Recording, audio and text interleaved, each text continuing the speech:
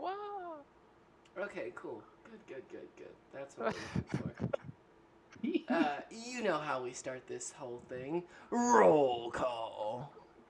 Kaya. Ryan. Mikey. Kyle. And Steven! The snake. Yes. Good. I saw you guys' comments after the whole thing. I was like, how did I miss this? I was too lost in my own sauce. But there we go. Welcome back, everybody, to episode 27 of the Mole Master campaign, Elemental Evils, and a big sneeze coming from your DM. Hey! Bless What? me. Thank you. Self-ice. Anyways, on our last adventure with the Odd Jobs. Welcome home, baby. As our favorite adventuring group of Mole Master returned back to the city of Danger, where we had a long string of vignettes, as some housekeeping needed to be done, and some advances in various factions needed to happen. So, in no particular order in the sequence of these events, I believe we started with Jasper, but I could definitely be wrong on that one. Who, after the party had some moments to hang out at the Oxpit Tavern and decide to reconvene together 2 days henceforth to meet on the crew meg job, meeting the individual known as Fergus Bolt Smelter for whatever kind of job or adventure lay in wait. As the party disbanded, Jasper came across a number of what appeared to be followers of Masks, who gathered at the Shrine of Mask for a night of worshipping. There, she came into contact with 4 other individuals, all who seemed to have a similar mask to the very one that she possesses, done in the style that is most similar to the god Mask himself. There she watched as these individuals seemed to blend into the crowd, moving from shadow to shadow, showing off a lesson of sorts of the true teachings of Mask, the god of thievery. There, Jasper and her fellow Demasks and Demacuses had a small gathering, hearing the words of Mask to go out and spread his word. Inside the Shrine of Masks, the light itself began to fade, and upon returning, Jasper found herself alone in the Shrine of Mask, and with a very good roll, was able to sneak out of the Shrine of Mask, unbeknownst to the many other, more layman followers of the city. From there, we moseyed on over to the following day, where, actually it makes more sense to jump on over to Freddy, who gave a report of the many strange adventures he'd had over the last couple days. With a furrowed brow, Nevlon Dejuan, Freddy's senior cloak and handler, decided it was time for Freddy to undertake the trial of the cloak, a wizard test, led by the cloaks, which would allow Freddy to begin to learn and access and legally practice 3rd level magic within the city. Freddy began to prepare the following evening, and upon the following day was introduced to the test, simply to find out what was behind a locked iron door.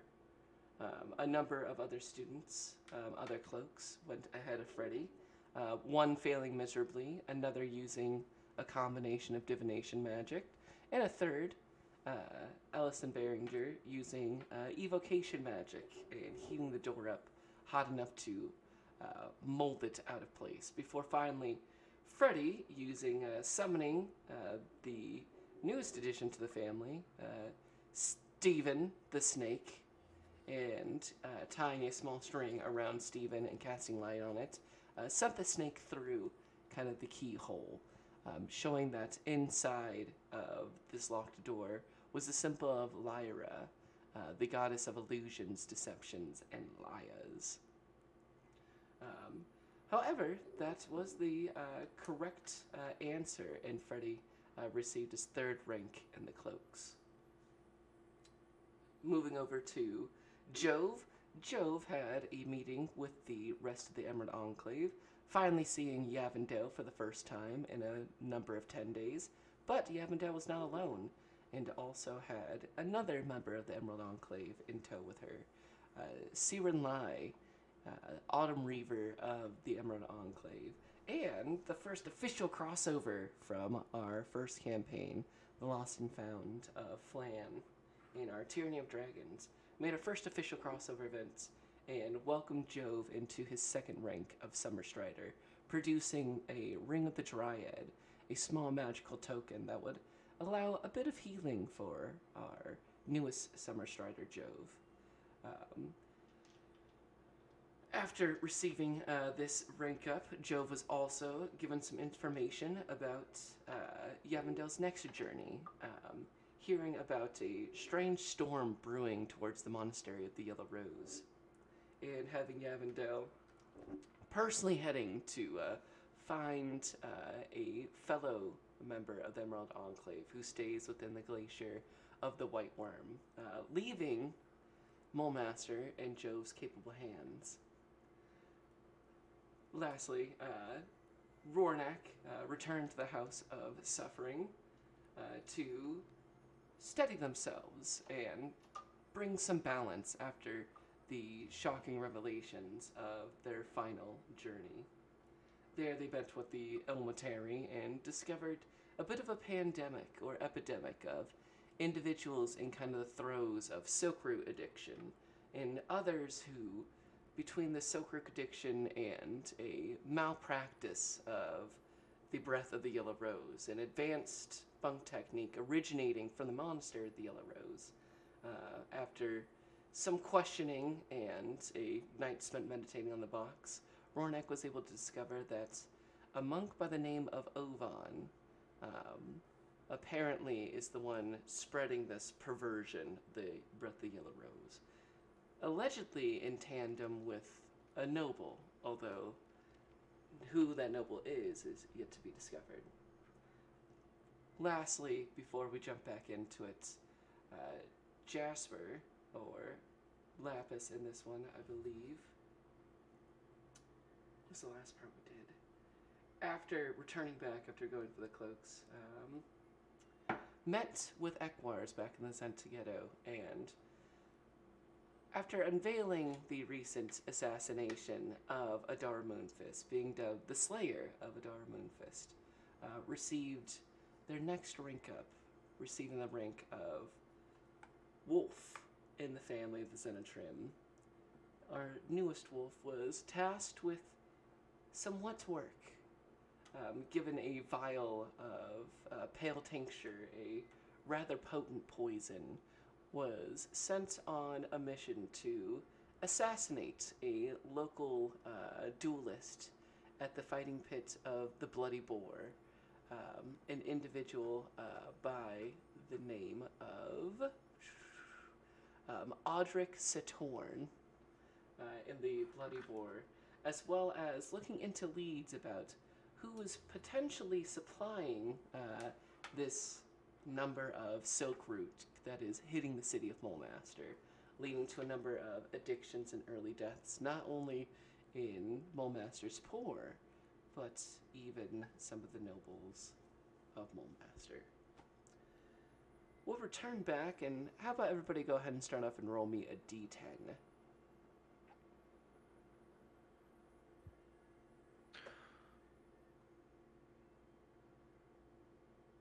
Four. 3. 3. 10 motherfuckers. Nice. Whoa.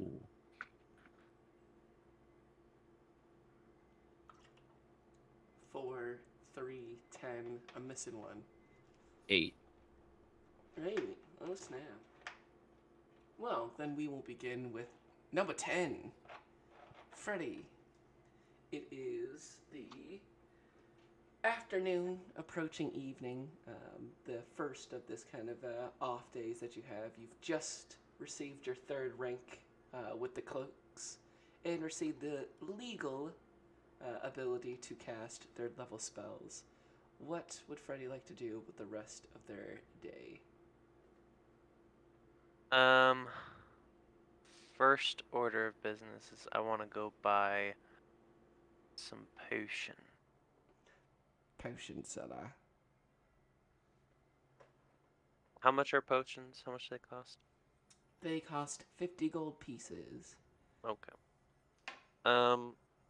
Let's buy 4 of those. Absolutely. It's easy enough. You know exactly which store to head off to. It costs 200 gold pieces for 4 healing potions. Okay. Gotcha. And then I guess the only other thing that I really needed to get done was to go talk to Thundrazi again. Absolutely. It's approaching evening, but it is a short walk from the kind of merchant districts of Mulmaster over to the Thavian Embassy. The sandstone buildings, the almost Agrabah like architecture that marks where those of Thay stay.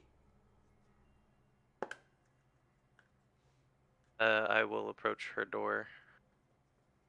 Are the guards there? There are a number of guards there.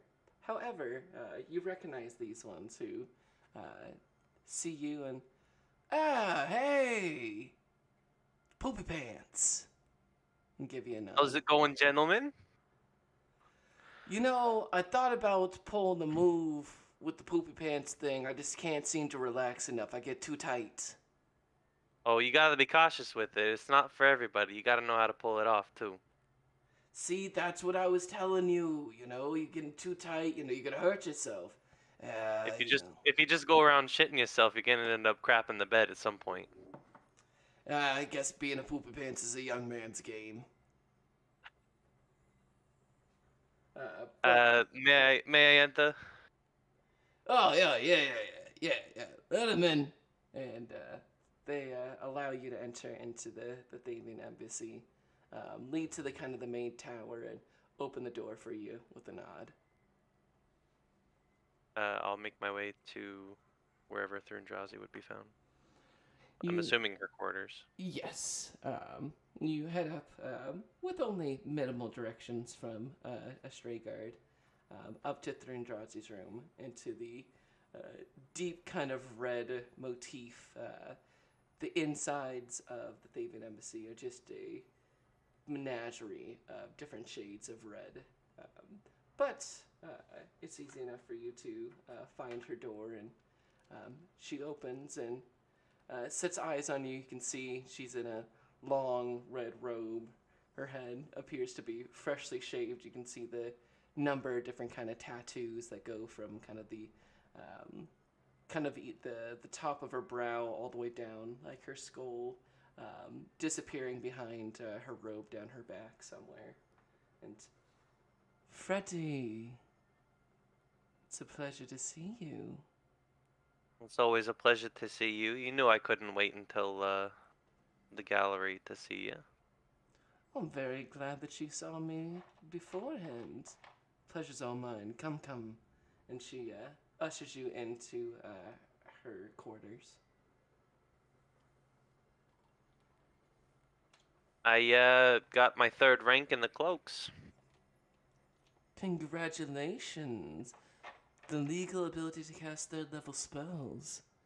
Quite the accomplishments in only a few matter of months' time. Yeah, I mean, it's not really about the casting the spells or anything like that. It's more just the having a place to be. You know, sometimes you can get yourself lost in Mulmaster, and having having a main spot is a nice stonehold.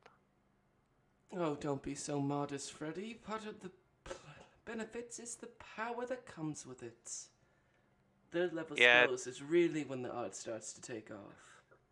gotten a little tired of power though. Come from a noble family, so power wasn't really on my to-do list. It was on my to-done list. Ah, yes, I've heard a bit about that. You don't strike me as a typical noble mole master. What, not an asshole? That is a very Freddy way to put it, but yes. No, it never gets anything done. I've seen many places, but Mole Master is the most unique, or at least bold with its intentions. Well, I wish I could say this was purely a personal visit, but I've always got some kind of business on my mind. And it seems like things are just getting worse in regards to the safety of the city. And you're my most trusted confidant that doesn't really have to report to anybody. So I thought I'd check in with you on something. Well, I take that as quite the compliment, Freddy. What can I do for you? Uh, I need you to look at this. And I'll take out my sketchbook and show her the creepy symbol that we found in the like basement dungeon of Inix Let's see. Let's next actually. to the Brendan Brazier. Um, she looks down at it, and for a moment, she seems kind of transfixed on it before she kind of pulls herself away and has to kind of reorient herself. You can kind of see it almost looks like the outside of her temples kind of like throb in pain. Oh, When she pulls herself out, I'm going to close the book for a moment.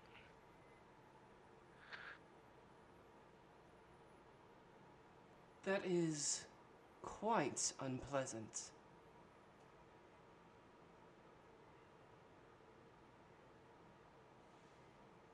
Freddy, where did you find such a thing? What is it? Let's see.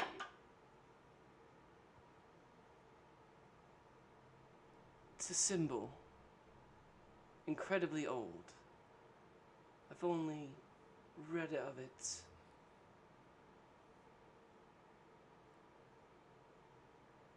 But it harkens to one that is only referred to as the Chained Oblivion.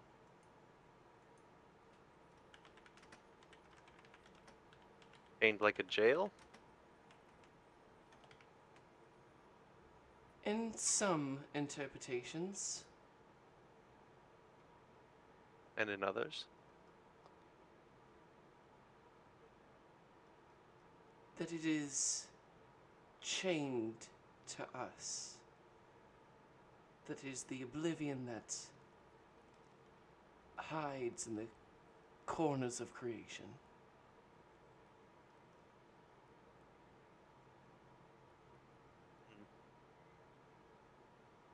Well, where I found it, you remember the research that you were doing on the elemental Yes, the Archimentals. deities.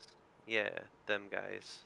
Uh, well, on one of our journeys, I don't know if I got to mention this to you, but we ended up in kind of like a little dungeon.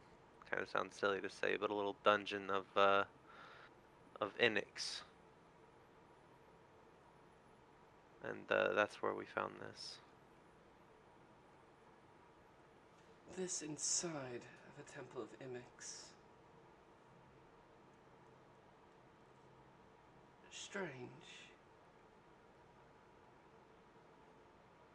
If you wouldn't mind, and she goes and she grabs one of her own kind of books and grabs kind of like her own quill, and I would like to make a copy of this, if you don't mind, Freddy. As long as you promise to cast responsibly. Of course. Your knowledge and your secrets are safe with me. I'm less worried about my knowledge and secrets and more worried about what the fuck this symbol is gonna be able to do should you mess up at all. Not saying that you're not skilled in what you do, but everybody makes mistakes. You know what the humans say? They say everyone's human. That is what the humans say. And she smiles at you. I promise to be of the utmost caution when providing any sort of research or practicing any sort of art with this symbol. I open my book back up. Um, it takes her a bit of having to look at it, copy some of it, have to look away for a time. Uh, but after the better part of about half an hour, she's got the bulk of it copied over, and she shuts it, and you can see there's a bit of sweat kind of on her brow. It looks like it took quite a bit to get that transferred over. Well, I don't know anything about that.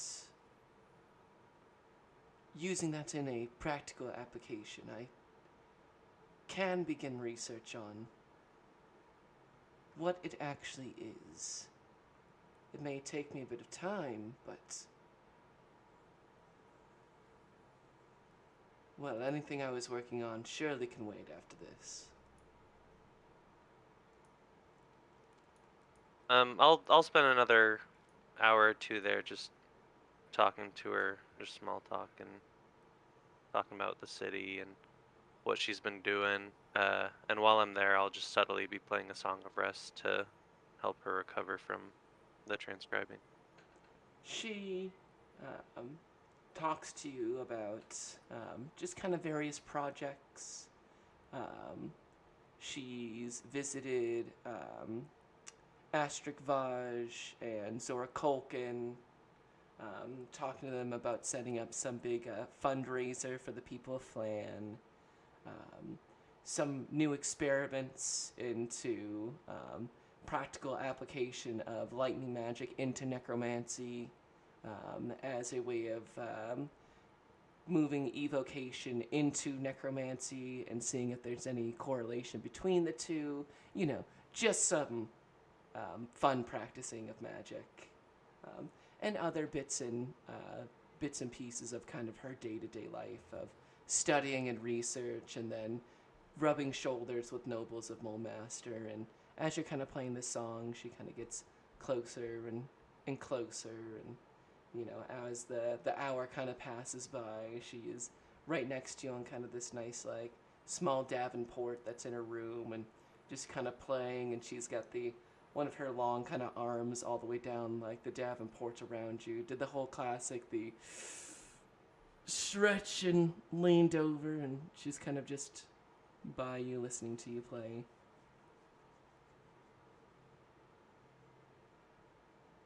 Yeah, I'll lean into it, but not really make any moves. You If lean you a little if you bit. need a bard for the Flayan festival or whatever you're planning, I'd be happy to play for them. You know, I was living in Flayan when everything went down. Is that so? Well, I'm sure I could find some need of you for more than just a fundraiser. And she kind of leans in, making that really direct, hard eye contact. You can see that she's got like really bright, kind of amber eyes, almost golden, kind of in this low light. And what kind of use did you have in mind? Oh, I think I had something in mind. And she kind of places one hand underneath your chin and kind of lifts you up, stops you from playing for a second, and she's gonna lean in for the kiss. God damn it. Okay, fine. I was trying not to be that bard, but I guess I'm gonna be that bard. I'll kiss her. uh, and she returns the kiss. Um, Go ahead and roll me persuasion. Persuasion.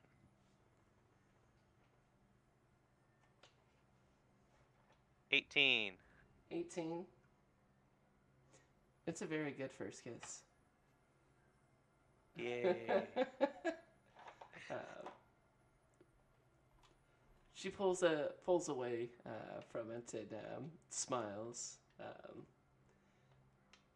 Doesn't say anything, just kind of leans in and lets you continue to play the song, and just kind of sits and in the quietness and just lets you kind of play and let the evening go by.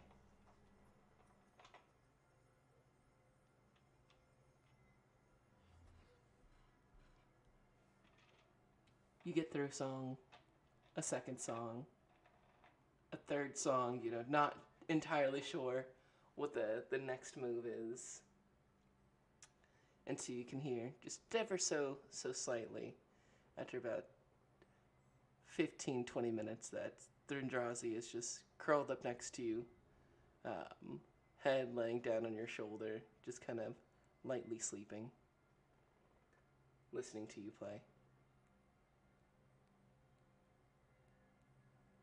I'm gonna try and no. What I'm gonna do? I'm gonna pick her up and move her over because she's got a bed in here, right? She does. This kind of Davenport is kind of at the edge of the bed, so it's easy enough. I will try and pick her up and move her over to the bed. Go ahead and roll me a strength check. Not gonna be great. Nope. 8 minus 1, 7. you you try to get her over there, and at first it's going really well. But as soon as the shift of her body from kind of the Davenport to you goes, and you kind of fall over, and it wakes her up, and she is kind of on top of you, looking in and says, "Fredu, were you trying to take me to bed?" uh, not in that way, but boy, we're in quite the predicament now, aren't we? I suppose I should ask you if you were trying to, in that way. She kind of smiles coyly. Um, I mean, I didn't shit my pants this time, but I mean, if you're not opposed to it, Uh, and she laughs, and the scene goes to black. who knows? And who knows? So we'll break from that as Freddy spends the night with Thrindrazi in the Thane Embassy. I believe we'll shift on over to Rornak. Woohoo, that's me. Rornak, it is the kind of the afternoon, early evening. You've just helped an individual move on with their mercy, as we were describing in our last scene together. You've got the evening to yourself. What would you like to do? Hmm. Well, so you said I've got the evening to myself, right? Yeah, like Um, late afternoon, early evening. um, if if it's not too late, I was actually thinking Rornak is kind of in need of a bit of a change of clothes, if it's still possible right now. And I even imagine he would take some of this time to, for the first time in a while, finally remove all of his dirty bandages and like just borrow a bucket and a water there just to try and scrub it off and get something, maybe something new. Nothing incredible, but just I think it's time to not be going about in the same old clothes that have been torn and tattered so many times. The stank that comes off of some of these clothes is horrendous, even by your standards. There's some of these bandages that you know that you have not pulled off since perhaps even before you entered into the sewers of Mulemaster. Some of these are ripe. Go ahead and give me, just roll me a d20. It's an 18. An 18, but you're no stranger to getting stains out of clothing. So you go into full monastery mode and begin getting these bandages and the rest of your clothing clean, the old-fashioned way. Very nice. Very nice. However, upon inspection, I should say, not instruction, you do find that many of these clothing have what appears to be little bits of acid damage, mud, and all sorts of different kind of crevices of your clothing, burn marks in some places, tears, bite wounds, stretching and tearing, just a total just cacophony of different wear and tears. You can see battle by battle through this.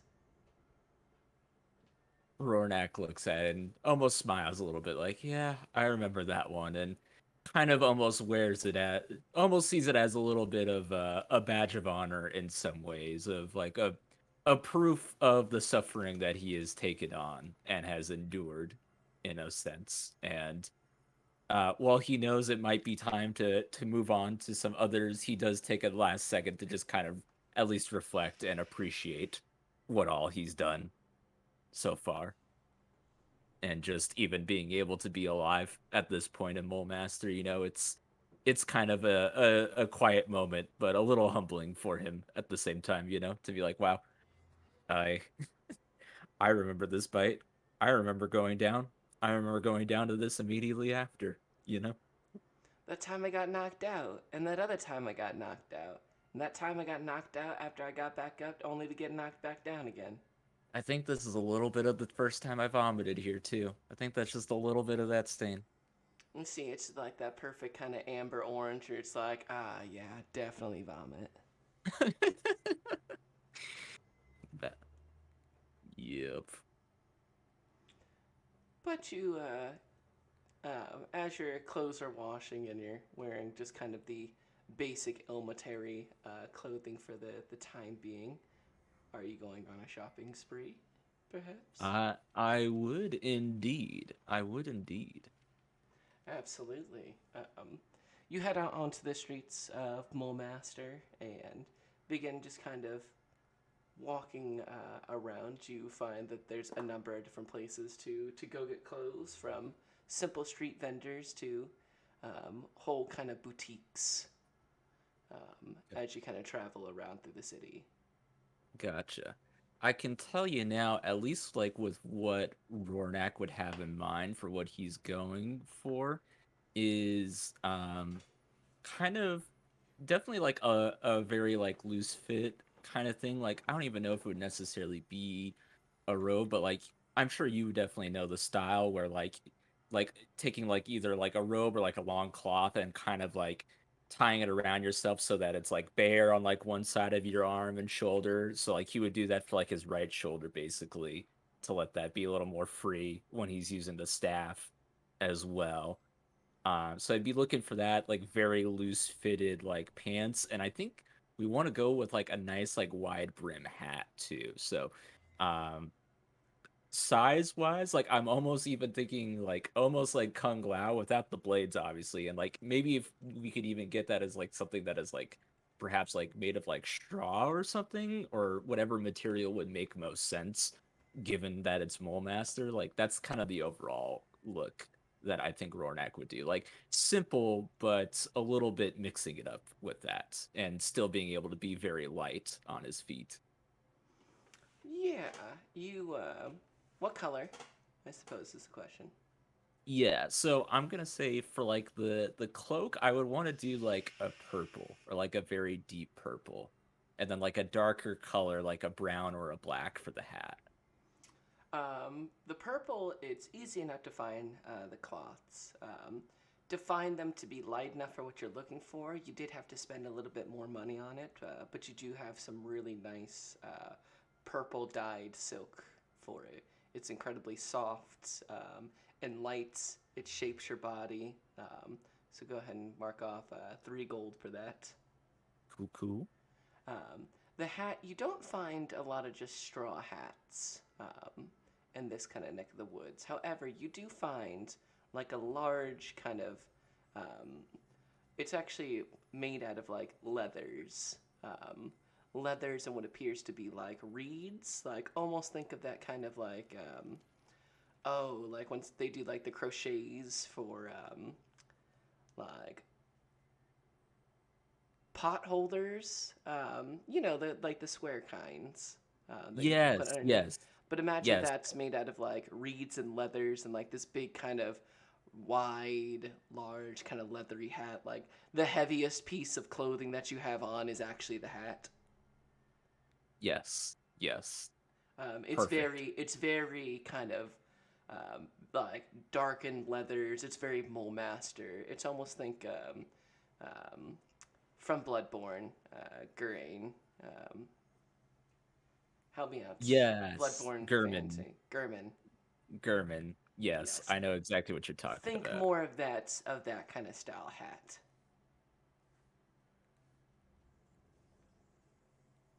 Go ahead and mark off for a grand total of 5 gold pieces. Get you all this together. This kind of new wardrobe of one part Bloodborne, one part like classic. Almost reminds me of like what's the name for like the Chinese magic users? You know which style I'm talking about.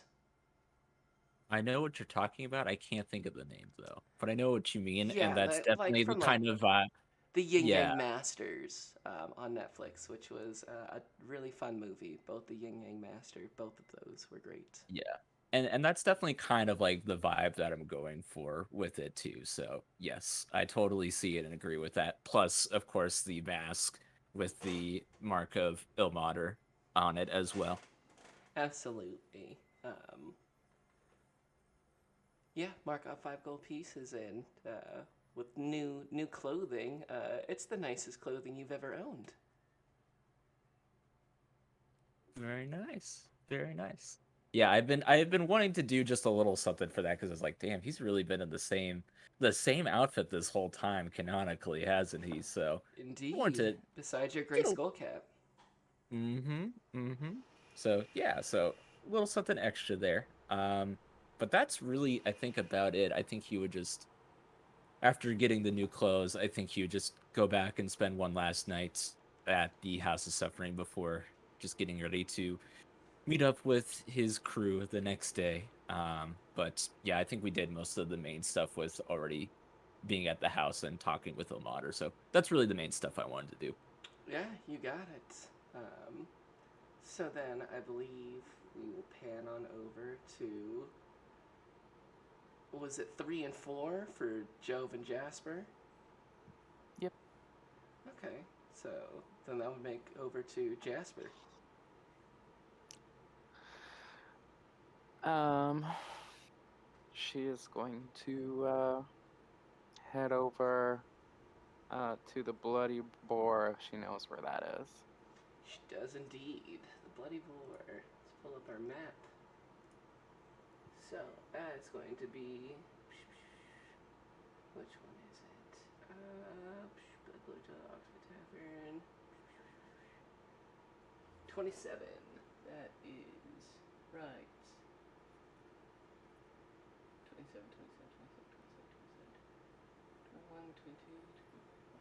27, right here on kind of the northern side of Mole Master, closer to the bays.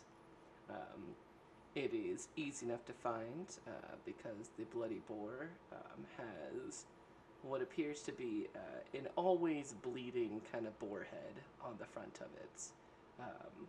Always bleeding as in there's always either some sort of rainwater or other liquid, whether it be ale, wine, or actual blood, is always kind of dripping over this long since been hunted and taxidermied boar's head over kind of the outside of it.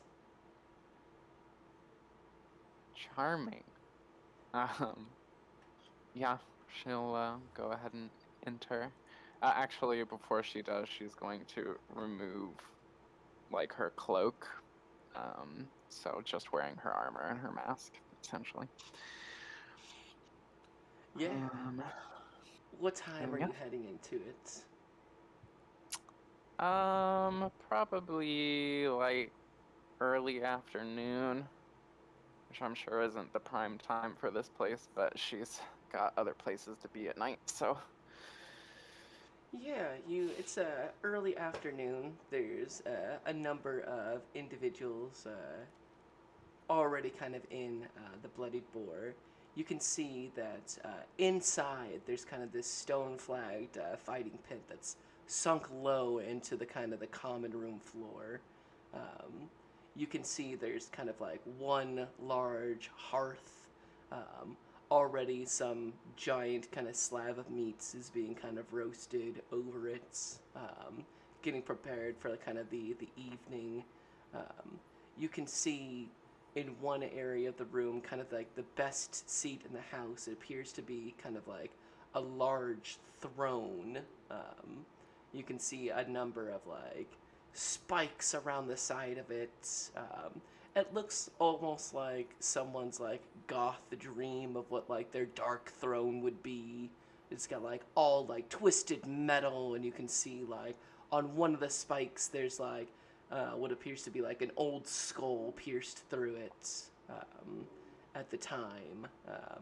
You can see underneath, like into the stone pits, is various stains, tacky looking pits where a large amount of blood has been spilt at one point or another. I mean, it's just this dark, just fucking metal aesthetics all the way through. You can see there's an upper area kind of above the throne where people can sit and watch the fights, and just kind of a number of rough individuals either having a drink, or you can see there's an arm wrestling contest going off in the corner of one room. Just a dirty kind of fighting pit through and through. Excellent. Do I see any people who perhaps work here? You do see that there's somebody. There's two bars, one on each side of the room. So like you like walk in, the center of the room is the fighting pit. On the opposite side of the entrance is kind of this throne, currently kind of empty at the time being. And then to the left and the right, there seem to be like two large kind of bars that seem to have an individual behind them working it.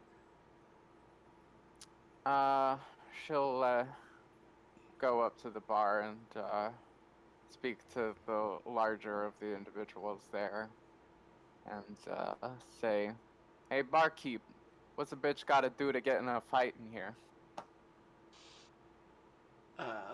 The kind of barkeep turns around. You can see he's got a I number. feel like in the right place, just saying that is good enough. He's got a number of like scars all up and down the arm from various kind of different what appears to be knife wounds.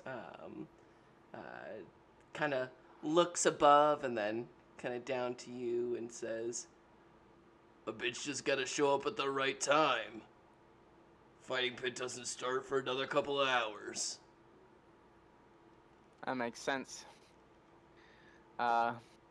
Any exciting fights lined up tonight, or do I just gotta show up and see what happens? Tonight, the Stone Dwarf is fighting.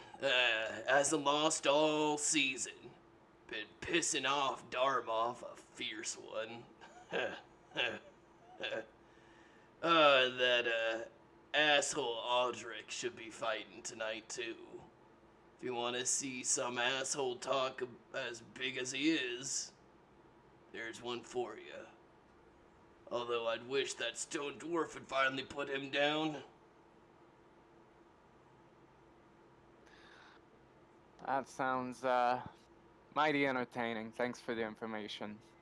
And she'll flip him a gold coin. he catches it with snake-like reflexes, snatches it right on out of the air. Yeah, well, have fun if I see you later tonight. Try not to die in there. It's good gold. I plan not to, and shall stroll on out. You strolling out of the Bloody Boar. You can see another couple of individuals and have kind of beginning to like flood on in. Roll me a perception check. Would love to.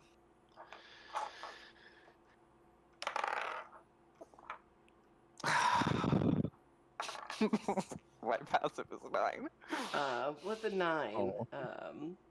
you vaguely see what appears to be a very dark gray-skinned individual go around the side, away from kind of the main entrance, and you see them dip into a lower side entrance, kind of down an alleyway.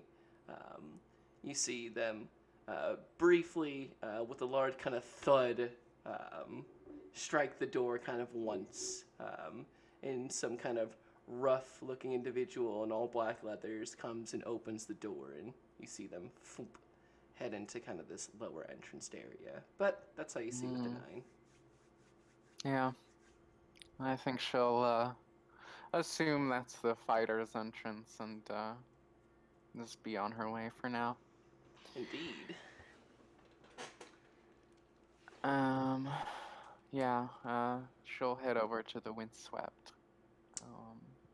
And just kind of on her way over, she's gonna put the cloak back on and switch her mask out for the iron chevron mask from the early days. Indeed. As you head over there, we'll bounce on over to Jove. Yes, so I have a bit of shopping that I want to do. First off, I do want to replenish my supply of javelins. I also want to pick up a net. I also, I mean, Joe would know this better than I would, but if he feels like he would need better or more hardy like climbing gear for the possibility of having to scale like a glacier or something like that, he would want to try and find that, just kind of more ropes in general. Okay, absolutely. You find that in Mulemaster, that like cold weather gear for like hardier ropes, like the snowshoes, like harder like leathers, all that kind of good stuff runs you about 10 gold pieces to get winter weather gear.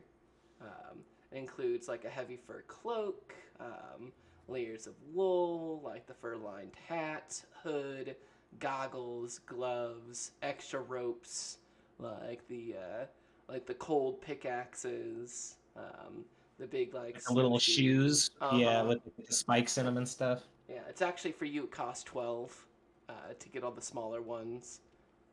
You actually bring it up, but why would it cost more to make little ones? Well, it takes more work to make them smaller, but better. Um, Javelins, how many would you like? So I filled up last time and probably, lost 3 or 4 as I do as we're out there. So I'd like to get, at least 5 more. That'll cost you a single gold. Okay. Yep, they're 2 silver pieces for 5 of them to restock. One's at 1 gold. I would also like a net. Something. A net. Yes. Yeah, a net will run you another gold. Oh. And then, I forget if I've asked you this before or not, but if there is any sort of map maker in town, Jove is in the market for a map of kind of Mulemaster, the general outlying areas. He'd love to see some mappage of the Glacier of the White Worm and kind of the Earthspur Mountains out towards that way. Roll me an investigation check.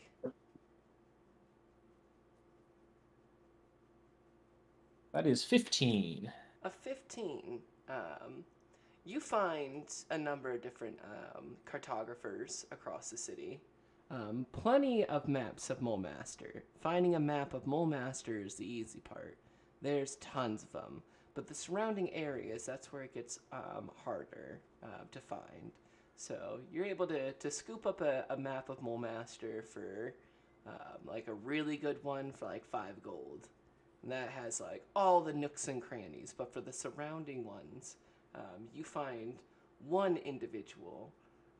They appear to be like a well-traveled dwarf who has a bunch of different maps from kind of different areas, and you find one really good one that has kind of like the Moon Sea. It actually has like a legend to it, and like what appears to be like for 4 scales on it, and it actually gives like a solid like surrounding of it. However, it is rather steep. It's like 30 gold pieces. Yeah, Jove will definitely do that, and then he'll even throw in some extra gold if he can get like a really hardy like tube, like a leather tube that he feels like he'd be comfortable with, trotting that out into the wilderness, and that it would kind of hold up. Yeah, It's just for 5 gold more, get you like a waterproof like scroll case. It's like yeah, waterproof, like it's the heart on the outside. It's got like an inner case that has to be locked, and then an outer case for it. Um, it should, barring barring extreme circumstances, like a dragon breathing on it, should hmm, keep it safe through most adventuring's harm. excellent. So yeah, just wanted to drop some cash, and you already said that I got kind of like a coat. That was another Yeah, thing. and you can, give me some flavor. What does Joe's winter gear kind of look like? Well, I was kind of imagining that it would be kind of duster style, almost kind of like, like Hellboy rocks, like the big collar and everything. Like it looks big on him, but Jove is big too, so it just kind of works. But instead of going out into like the like lapel collar, like it kind of does that, but it has the fur lined on the inside of the hoodie. Um, and Kind of like a Russian yeah, cop. yeah. Like definitely, like I'd like to think that any of the animal fur that's on there isn't for show. Like it's not, big animal fur on the shoulders because that's just gonna get wet, and gross while you're out adventuring. But it's all nice and fur lined. It's on the inside of the hood, and you can pull that up and get the whole Strider look going. So that's really what I imagine there. And then that I mean, he's got his other winter boots and all that kind of stuff, but I imagine that like trench coat is kind of all enveloping and kind of makes him look big and small at the same time as Jove is kind of want to do. Yeah, absolutely. It's an incredibly wide piece of clothing. It goes all the way around, almost, almost. Funnily enough, just because Mulemaster does have that kind of 1800s like England vibe to it, kind of like what Mm-hmm. the old constables would wear, like the really big, almost like winter ponchos. Something that really goes across the shoulders and like all the way down and on Joe's like super wide body. I mean, it's just like this heavy, just absolutely no frills, like not for aesthetics, for just absolute efficiency. Um, it's like wearing like a weighted blanket. Jove loves it. Oh yeah, Joe, it's very comfortable. Like for you, it's got a good weight to it. Like it feels strong, like you feel strong. And you know what? While he's thinking about it, he's not sure how Aquila regulates her temperature, and just in the idea of safety, he wants to make sure that he has an extra wool blanket if we're caught out in the cold, and she needs to be warmed and doesn't want to just like pop back into the pocket dimension. So that's more just for Jove's sake than probably the actual need of it, but that's on his mind. Yeah, Joe, it's easy enough for you to get a It's less of a blanket and more like a full cowhide Mm. that is like completely tanned out and everything. And you just think about it, it's like, oh, I could totally wrap Aquila up on that one. And you just buy it and get it all wrapped up. Don't even think twice about like the logistics of getting Aquila in there, whether or not she'd want it. I'm just like, no, Aquila would need this, and you just think 2 steps ahead and just get it immediately. So take another gold off for the whole cowhide. Oh, yeah, that his coin purse was getting heavy, so feeling a little bit lighter now. But I think that hits all of the kind of shopping things that he wanted to do. So, um, he's always a man to enjoy his relaxation time. So I know that was kind of where we started off for Joe was kind of in the morning. So I imagine that probably took the afternoon. So you take the late afternoon into the evening, having a nice drink, maybe having a meal brought up to his room at the Ox Pit, and kind of enjoying some solo company, do some reading, practice his sketching, and just kind of enjoy the luxuries of city life without the companionship that he is so used to.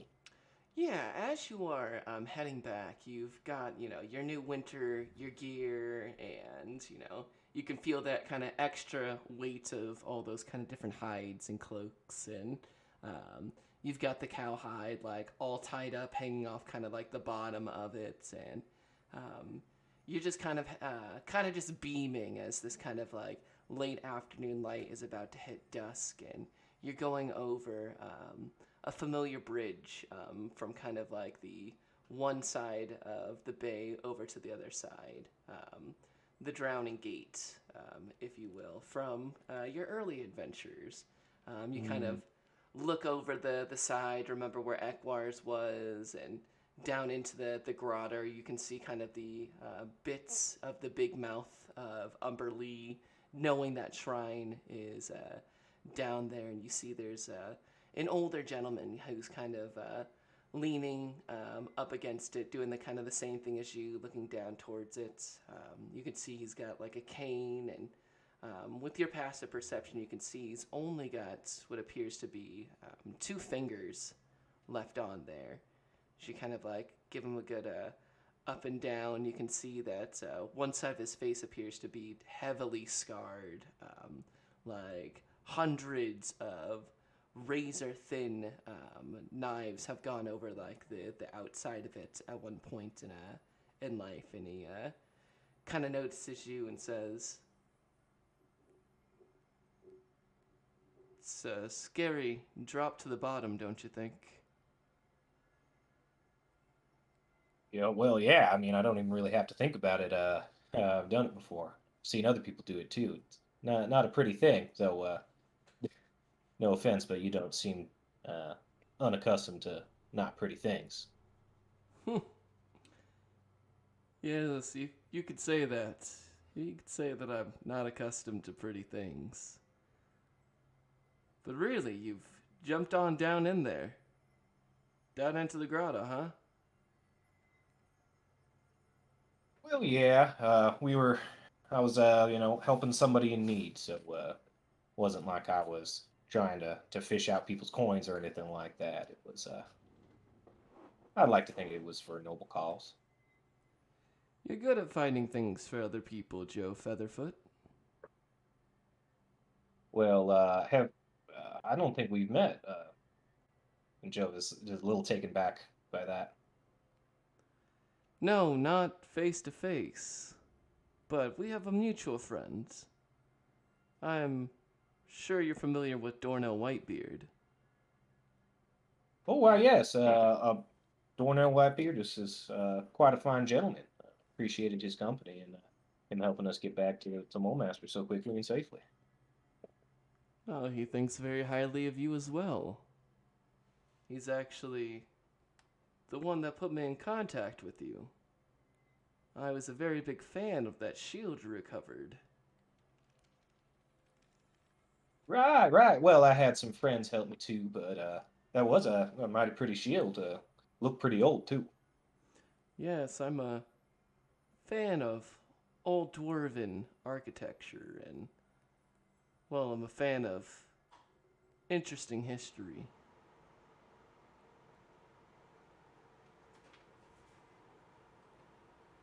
He kind of So I, looks over to you, and while his body does seem to be littered with just different scars, you can tell that it's likely that he's lost an eye at some point. Clearly missing a number of fingers on one hand, a kind of a limp on one leg that seems to be much thinner than the other one. He does have this very warm smile the whole time. Just looks like he could be someone's, grandfather that used to be a soldier. And while it is off-putting for you, Jove, you do just get this very just strong warmth off this individual, which is unique here in Mulemaster. well, are you looking to expand your collection of historical items? Well, as a matter of fact, I would, though not in the typical sense. You wouldn't happen to be looking for work, would you, Mr. Featherfoot? Well, I'm always looking for work one way or another. Though if you expect results like that shield there, not so much a one-man band. Got some colleagues that make what I do possible, what we do possible. Yes, that is what I've heard. I've also heard that you're rather capable in a fight. Would that be correct? Oh, you heard quite correct. It Good. seems like you know a good fight too, so I don't think I'll have to convince you. Oh, my fighting days are long over, Mr. Featherfoot. Long over. But luckily, that's where people like you come in. Here, let me Looks make like my you. introduction. I'm Groshen Lore. And he sticks a hand out to you, his other hand having what appears to be all 5 fingers on it. Joe shakes. Although my Pleasure. official title is Rending Talon Groshen Lore. Well, that's a mighty cool name. I mean, I'm Joe Featherfoot. You already knew that, but did you know that I'm now a Summer Strider of the Emerald Enclave? Ah, you've received a promotion. Well done. You are only a spring warden from my last intel on you. Well, things move fast in Mulemaster. That they do. I've got no problem with the Emerald Enclave. They keep things nice and organized outside the city, and I appreciate that about them.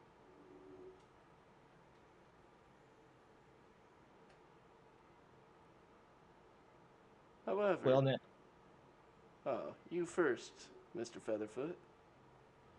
well, I was just gonna say, now that we've made our acquaintance, Groshin, if I've got that correct. I mean, you let me know what you prefer to go by, but I'm happy to hear your item of interest, or if it even is a item at all. Uh, Well, it's less of an item this time, Mr. Featherfoot. We're having some problems with the Falling Stone Mine. Ever heard of it? And I don't think Joe has. go ahead and roll me a history check. History is going to be an 11. An 11. You know that it's not far from the city. That it's towards the Earthspur Mountains, which are about 50 to 90 miles away, depending on where you head out. So not even more than a day's journey, but that's the bulk of it. Does anything from Joe's conversation with Yavendel about the Earthspur Mountains and the dwarves are rumbling over there? I don't think she actually gave any names. So That is the right area, yeah. and real quick, what was the name of the mines?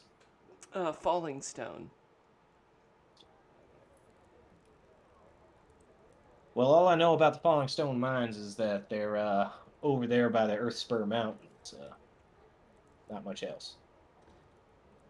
Your geography is correct, Mr. Featherfoot. But I shouldn't be surprised, a ranger like yourself.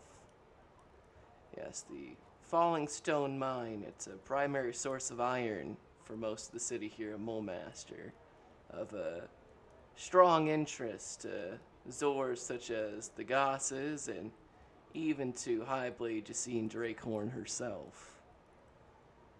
The Hawks, the organization of which I represent, suspect that the Ludwa Khazar clan is behind a number of killings in these mines. It's putting a real slowdown on a lot of the iron coming into the city.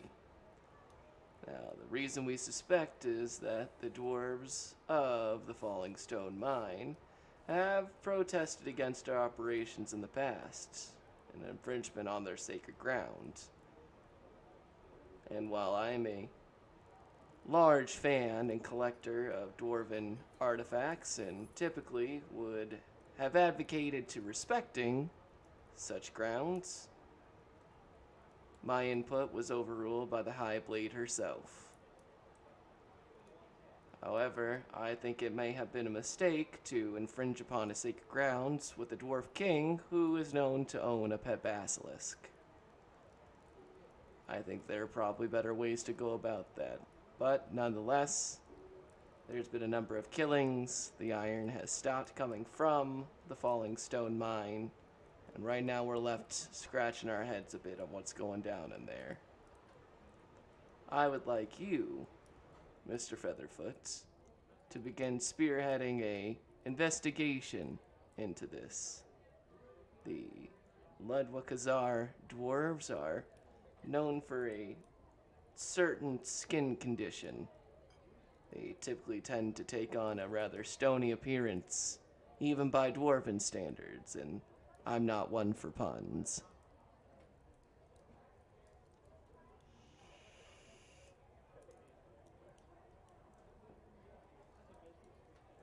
Well, like I was saying before, this is kind of a operation, and something of the scope would require the help of my dear associates. So I cannot speak on their behalf, though.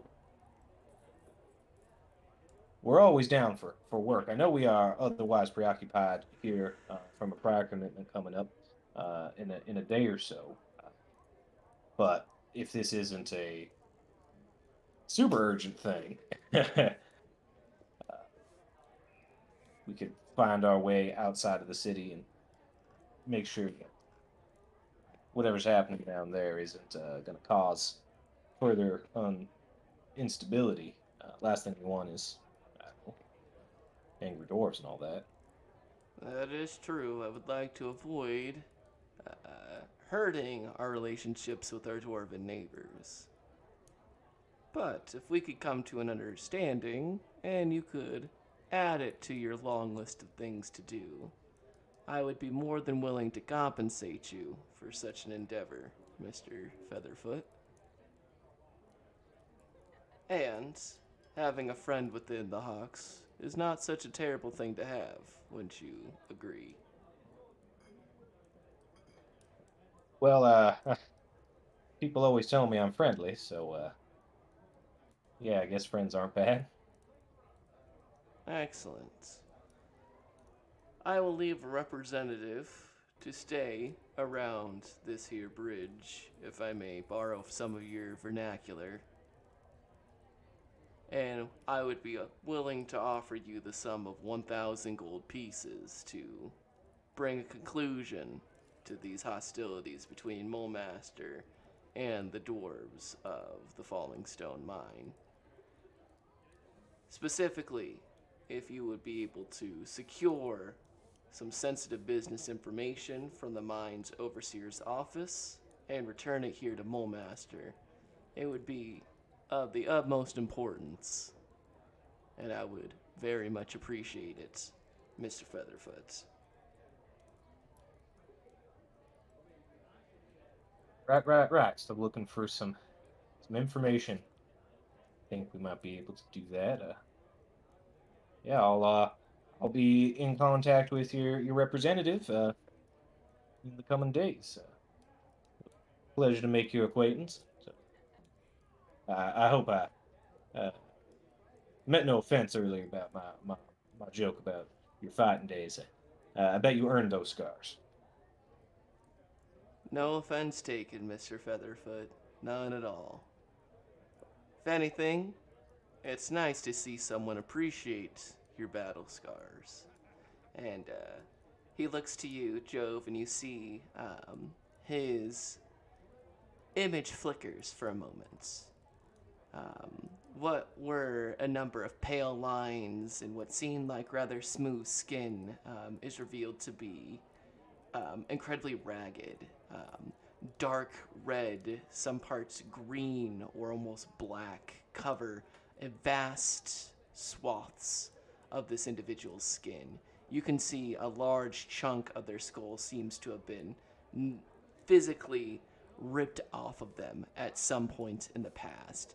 You can see that the leg itself is clearly metal or some sort of appendage that's been added on. Truly, it's almost like seeing a cadaver in front of you more than anything else, just for a moment before the image is smoothed out once again, and you see the kind of kind, gentlemanly image of Groshin in front of you.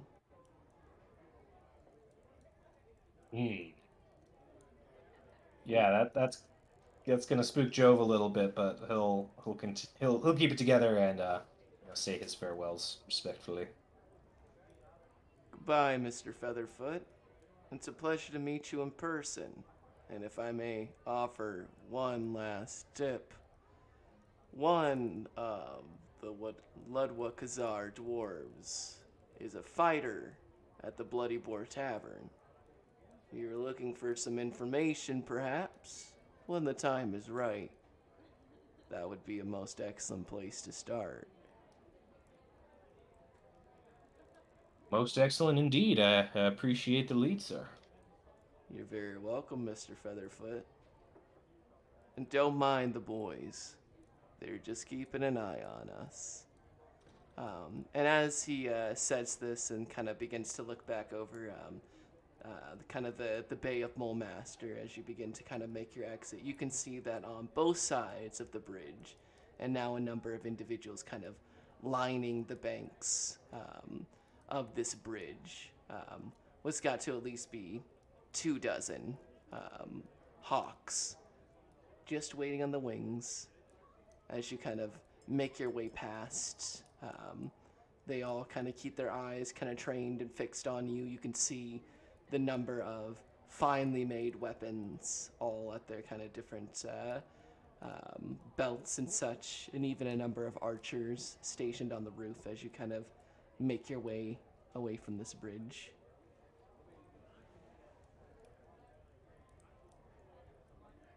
Ugh. Put the fear of God in him.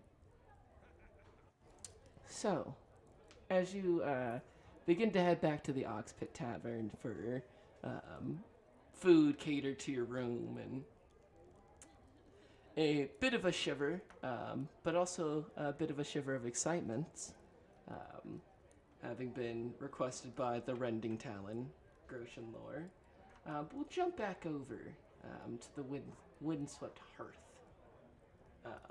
As Jasper, you enter in. This is by far probably the coziest of all the kind of different inns throughout the city. Much of this structure is actually made of wood instead of just kind of cobblestone like most structures in the city. The way it has been built is that a large kind of natural hill eats most of the kind of wind that gets sent in from the Bay of Mulemaster up here. Thus, the Windsnug Hearth derives its name.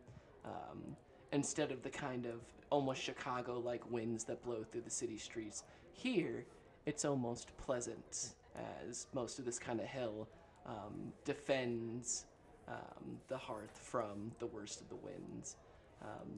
It's all built in almost more akin to kind of like a teepee style with like a large hearth towards the center, acting like one big chimney, and this small number of rooms built on like the second and third floor of this establishment hugging that same chimney wall, allowing multiple people to use just kind of this one large big chimney.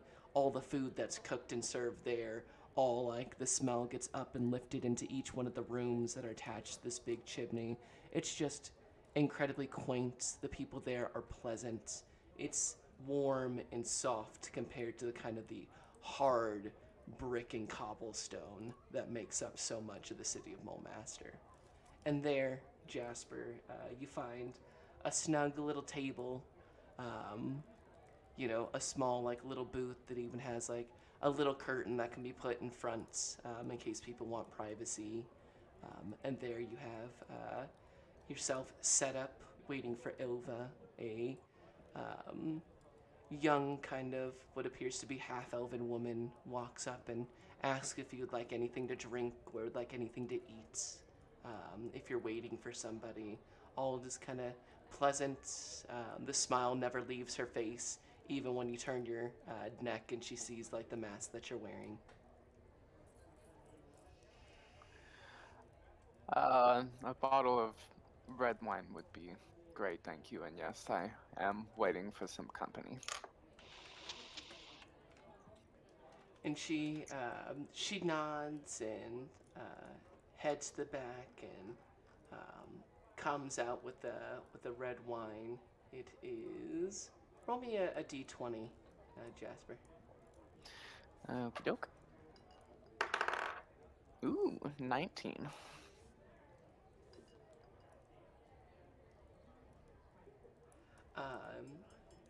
You recognize that it is a bottle of Utterdark. It is a dark red wine that is sold from Cormyr, or also known as the Dragon Coast, home of the Purple Dragon Knights, and the King's Forest. If you head south past the Dale Lands, through Sembia, past the kind of merchant lords there, you will enter into one of the most classic areas of the Forgotten Realms, Cormyr, where much of the third edition novels take place, and this is one of their most distinct wines. It has a bit of an acquired taste. It's very raw, very fiery, and almost has a salty flavor to it. Go ahead and roll me a Constitution saving throw. Sure. 5. 5. You see that wine and you know exactly what it is. She places down and pours you a glass, and it's too late. You already know exactly what it is, and one swig of this is enough to tell you how much you can't stand Utterdark. Well, I've already drank from the bottle, so I'm not gonna turn it away. I'm not gonna reveal my uppity tastes. It is 3 gold pieces for the bottle of wine. Yeah, that's fine. You pay, and she leaves. After she takes the money, she comes back and leaves like a fresh loaf of bread, a little bit of like olive oil and butter on the side of it, and just like you can see just a little bit of steam coming off of this one, like fresh off the hearth itself. Just the whole thing. You take a little bit of that, and it really soaks up kind of the salty, just bitterness of the Utterdark, with this kind of really light white bread that's there. And before she leaves, Jasper says, "Once my company arrives, if we could have some privacy, I'd appreciate that." And she nods to you and of course. Before heading back and continues to kind of serve the other patrons. there's a good number of people here, but it never feels like the tavern gets so loud that it becomes a roar. It's almost like all the sound just gets swept into that big hearth and shot out through the top back out into Mole Master. An incredibly just cozy little place. You're there probably for an hour, maybe two. You start getting a little bit antsy before you see a familiar face. Um, you know, clearly in their late teens. The familiar face of Ilva. You can see that a bit of her natural kind of dark brown hair has started to come back, pushing through the red kind of dyed hair color that she used to have whilst going to the, as you would know, the cult meetings in kind of the Zent ghettos. She's looking around kind of confused for a second before noticing you and your mask, and kind of looks over and waves to you, Jasper. Yeah, I'll wave her over. She walks up and, hey there, how you doing?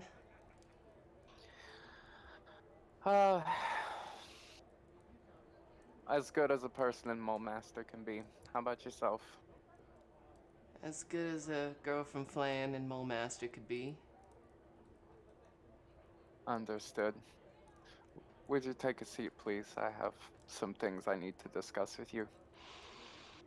Sure, sure. And she takes a seat and one of these glasses for me? Be my guest.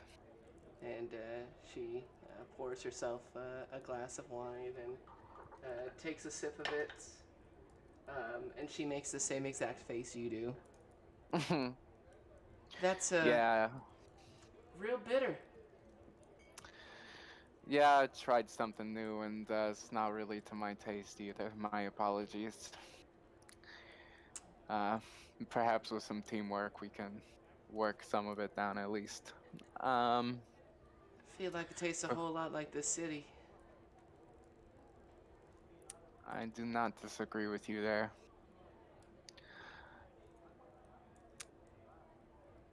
So I understand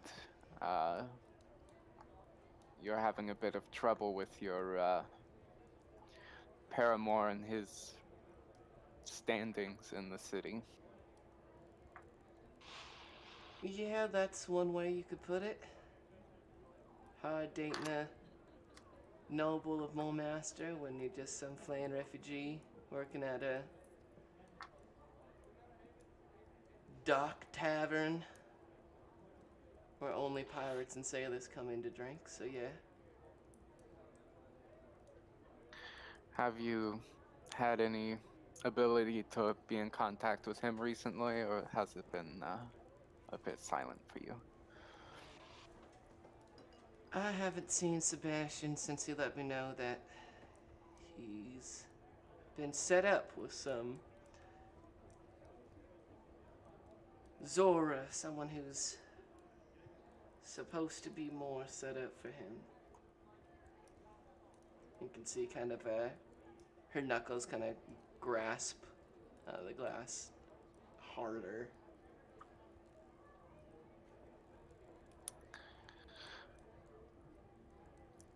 Ilva, I'm going to show you something, and I hope you understand that this is coming from the individual who carried your Sebastian out of a burning building.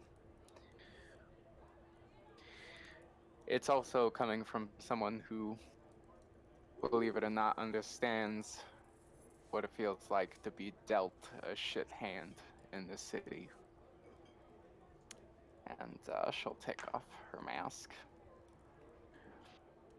and lay it on the table. I am Lapis Lap, the Zora of which you speak. She I tell you this. Go she ahead. looks at you and kind of a strange look as that kind of washes over, and the first thing that kind of says right before she started is, "Wow, you're really pretty underneath there." You're very sweet. I feel a little less pretty of late with the escapades myself and my companions have gone through recently, and she'll pull back her collar a bit to reveal the kind of flame-licked scars, kind of around her collarbone. I show you this freely because, one, I know that if you were to walk away now and tell any and everyone what I've just shown you, no one would believe you. Frankly, I am known even from my family as invalid, someone who can scarcely get out of bed. Um, but I'm also showing you this because I believe I have an ace up my sleeve that can make our hands winning ones. And she pulls out the magic mask from her bag and sets it on the table. This mask is a peculiar thing. It allows the wearer to take upon my visage.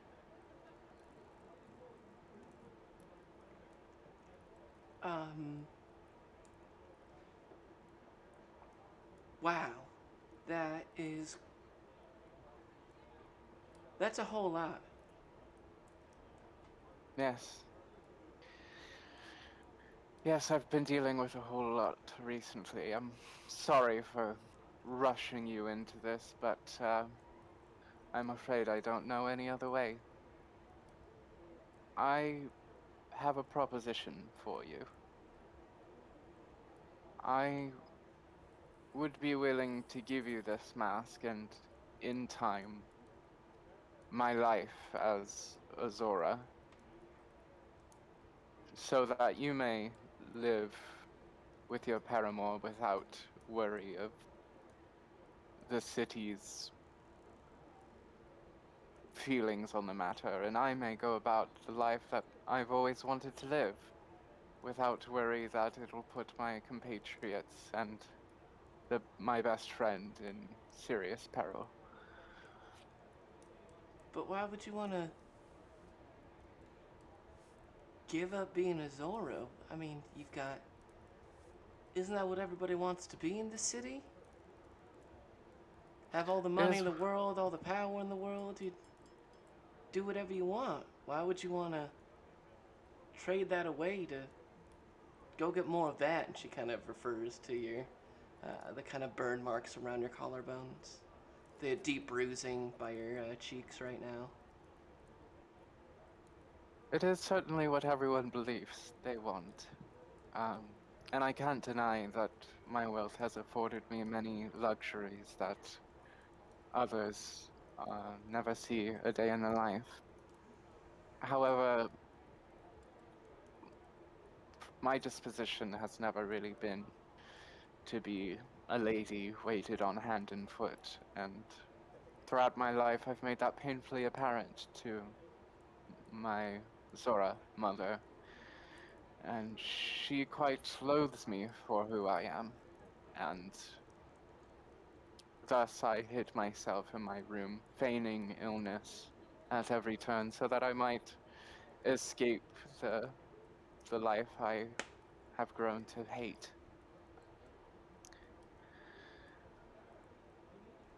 And though my escapades have been fraught with danger and I have been on the verge of death more than once, I wouldn't trade that for anything in the world. The friends I've made are invaluable to me, and I would do anything for them.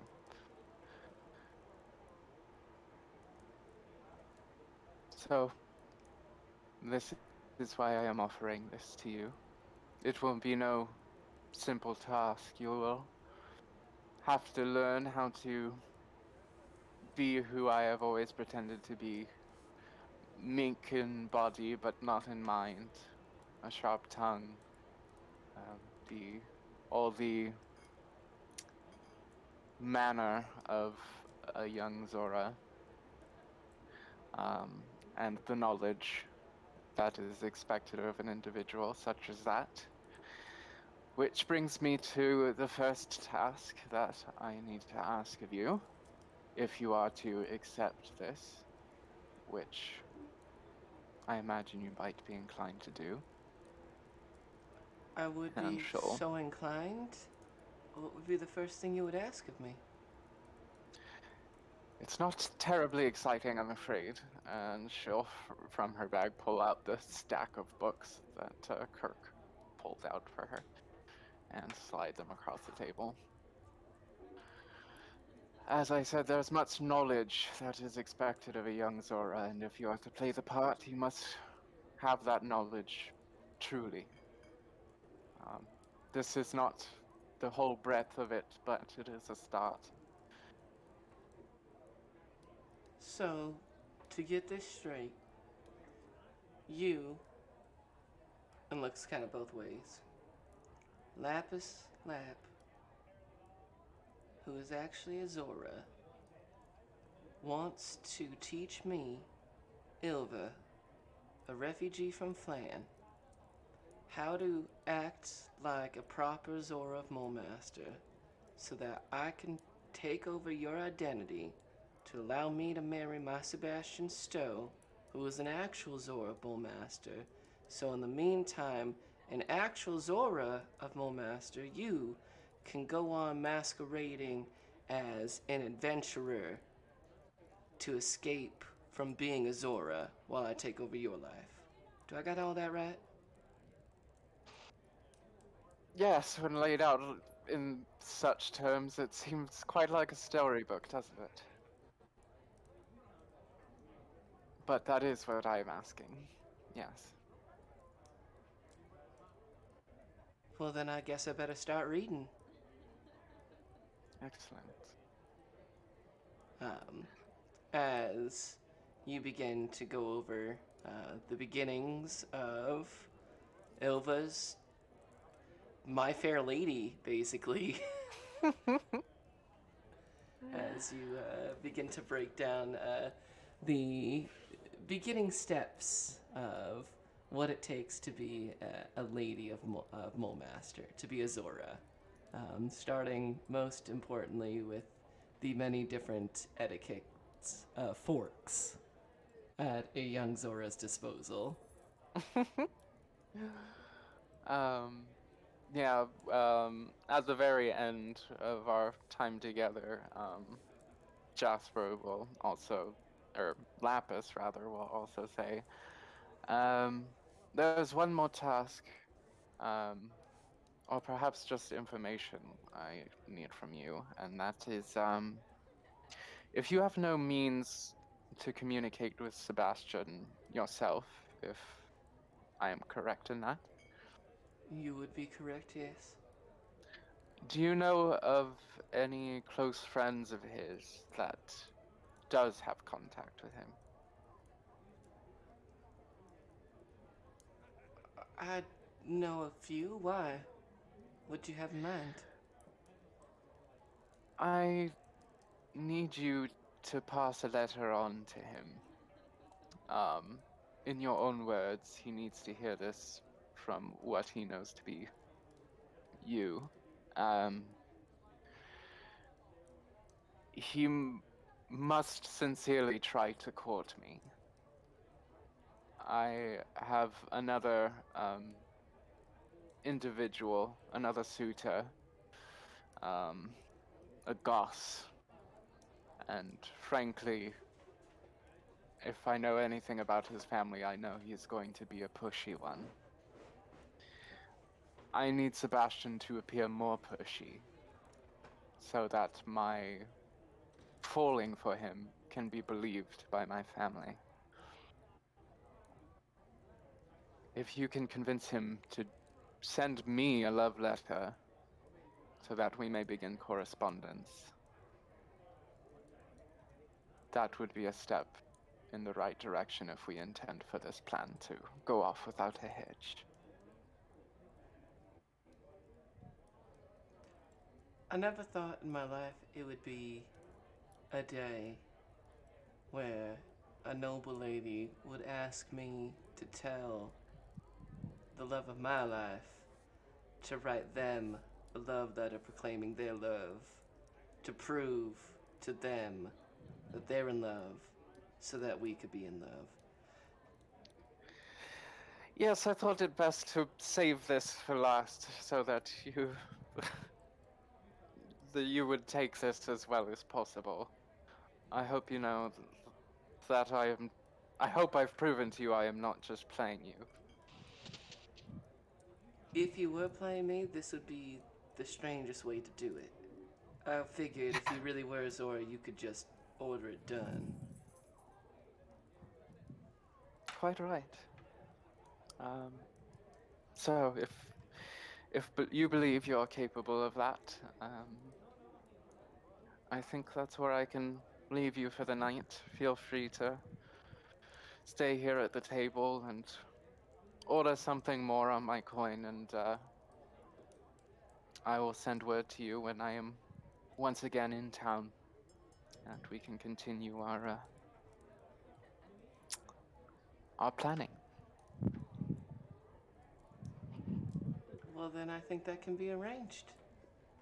To our planning. And she kind of holds up her glass of wine. Cheers to that.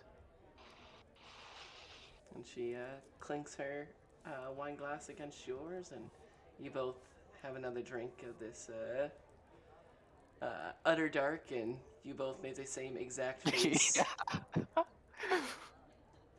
I love that. Yeah, with that, I think she'll leave another 4 gold at the table and place her mask back on her face and then walk out. Yes, and you hear that she orders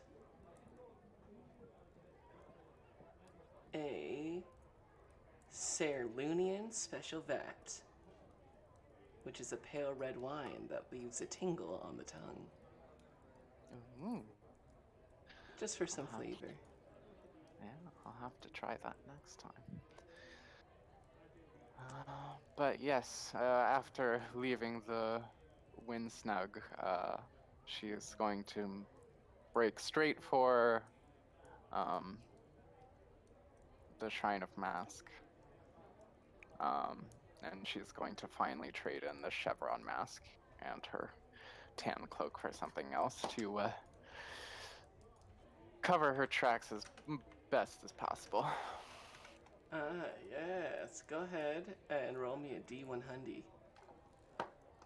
Would love to. 75. 75.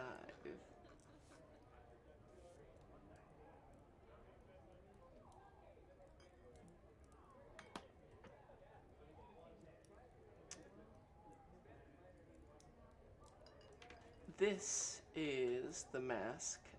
It is called the Grinning Mask of the Serpent. And it is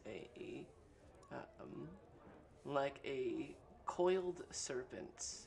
It covers the bottom half of your face, leaving your eyes exposed. But it coils back and forth over it, making almost like a big smile in the shape of a snake.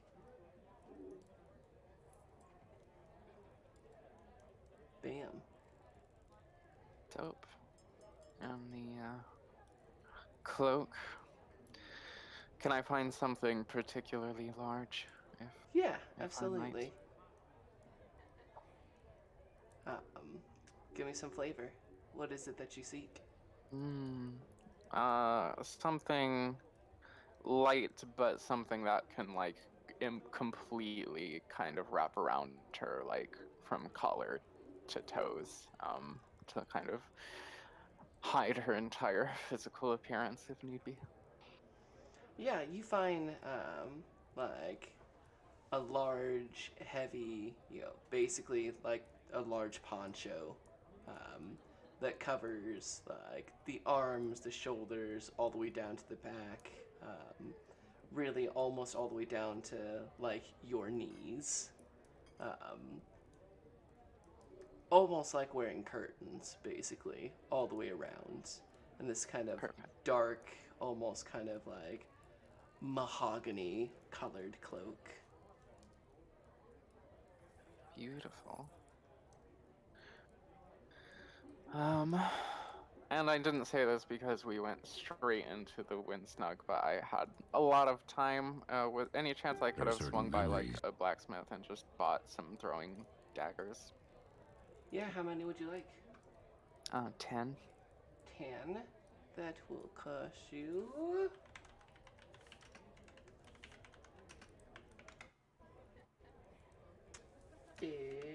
That will cost you, if you want 10 of them, 20 gold pieces. Okie doke. But you could indeed get that with a belt to have them. Beautiful, thank you. Just absolutely.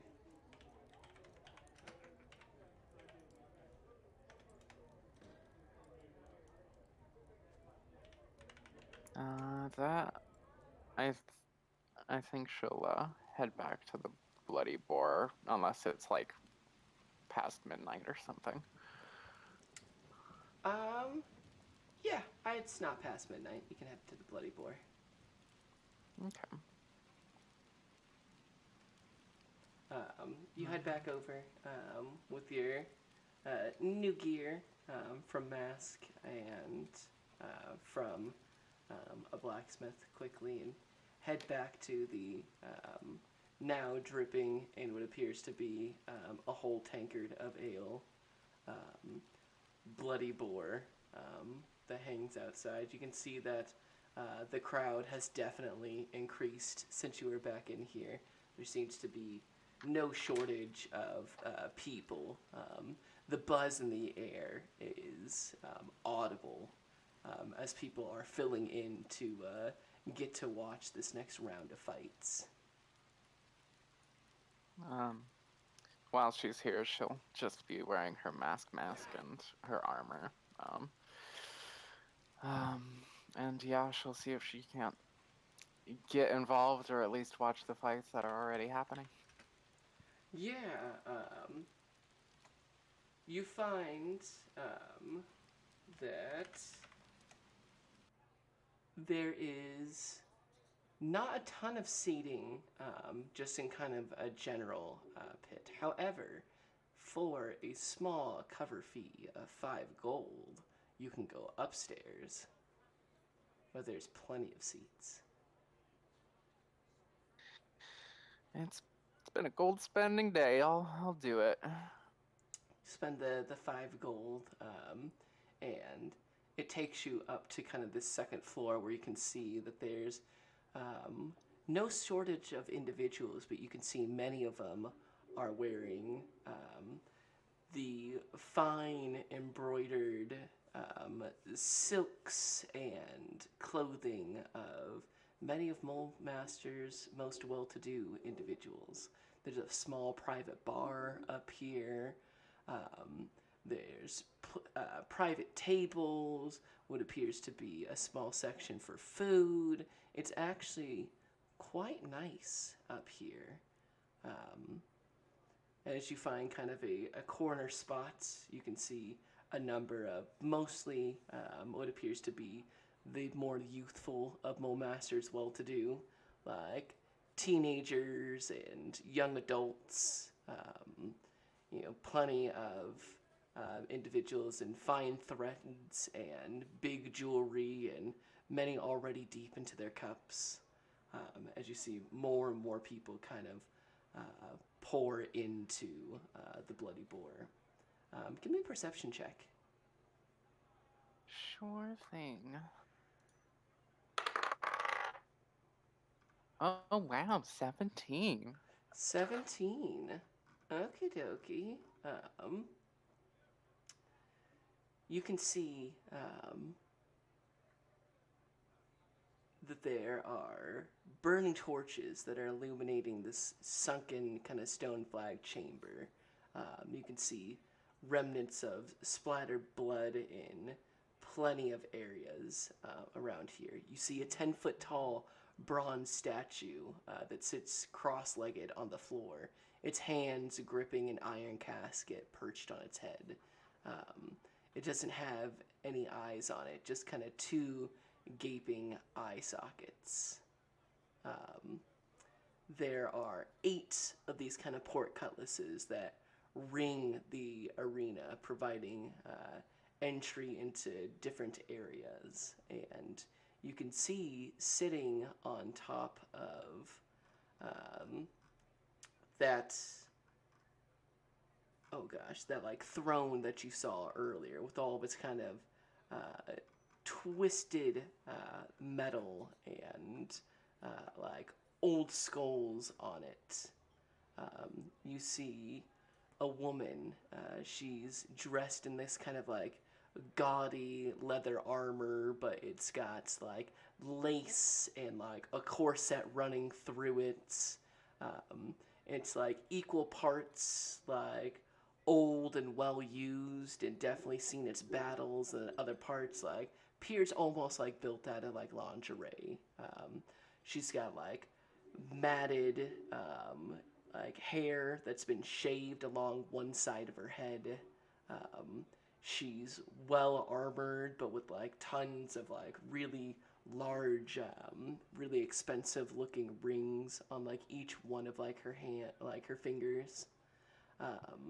And dwelling next to her, you can see that there is this kind of black masked individual, almost like a matte black Oni mask, to his face, as he whispers over into her ear, and you can see that she's got like a large goblet of what appears to be like a bright red wine. Part of it's kind of like sloshing over as she kind of like directs individuals and begins pointing to different areas and individuals in the crowd.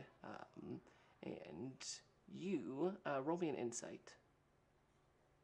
Sure thing. Ooh, not good. 5. 5. You don't put together who this is. A name escapes you. However, you can't help but to think, man, this chick's got it. Like, I don't know what it is, but like, she's got it. As you kind of are admiring this individual, you can see one of the portcullises begins to raise, and then the opposite side, another. As the crowd kind of like begins to quiet down if people look into the pit. You can see entering from one side is a bunch of individuals.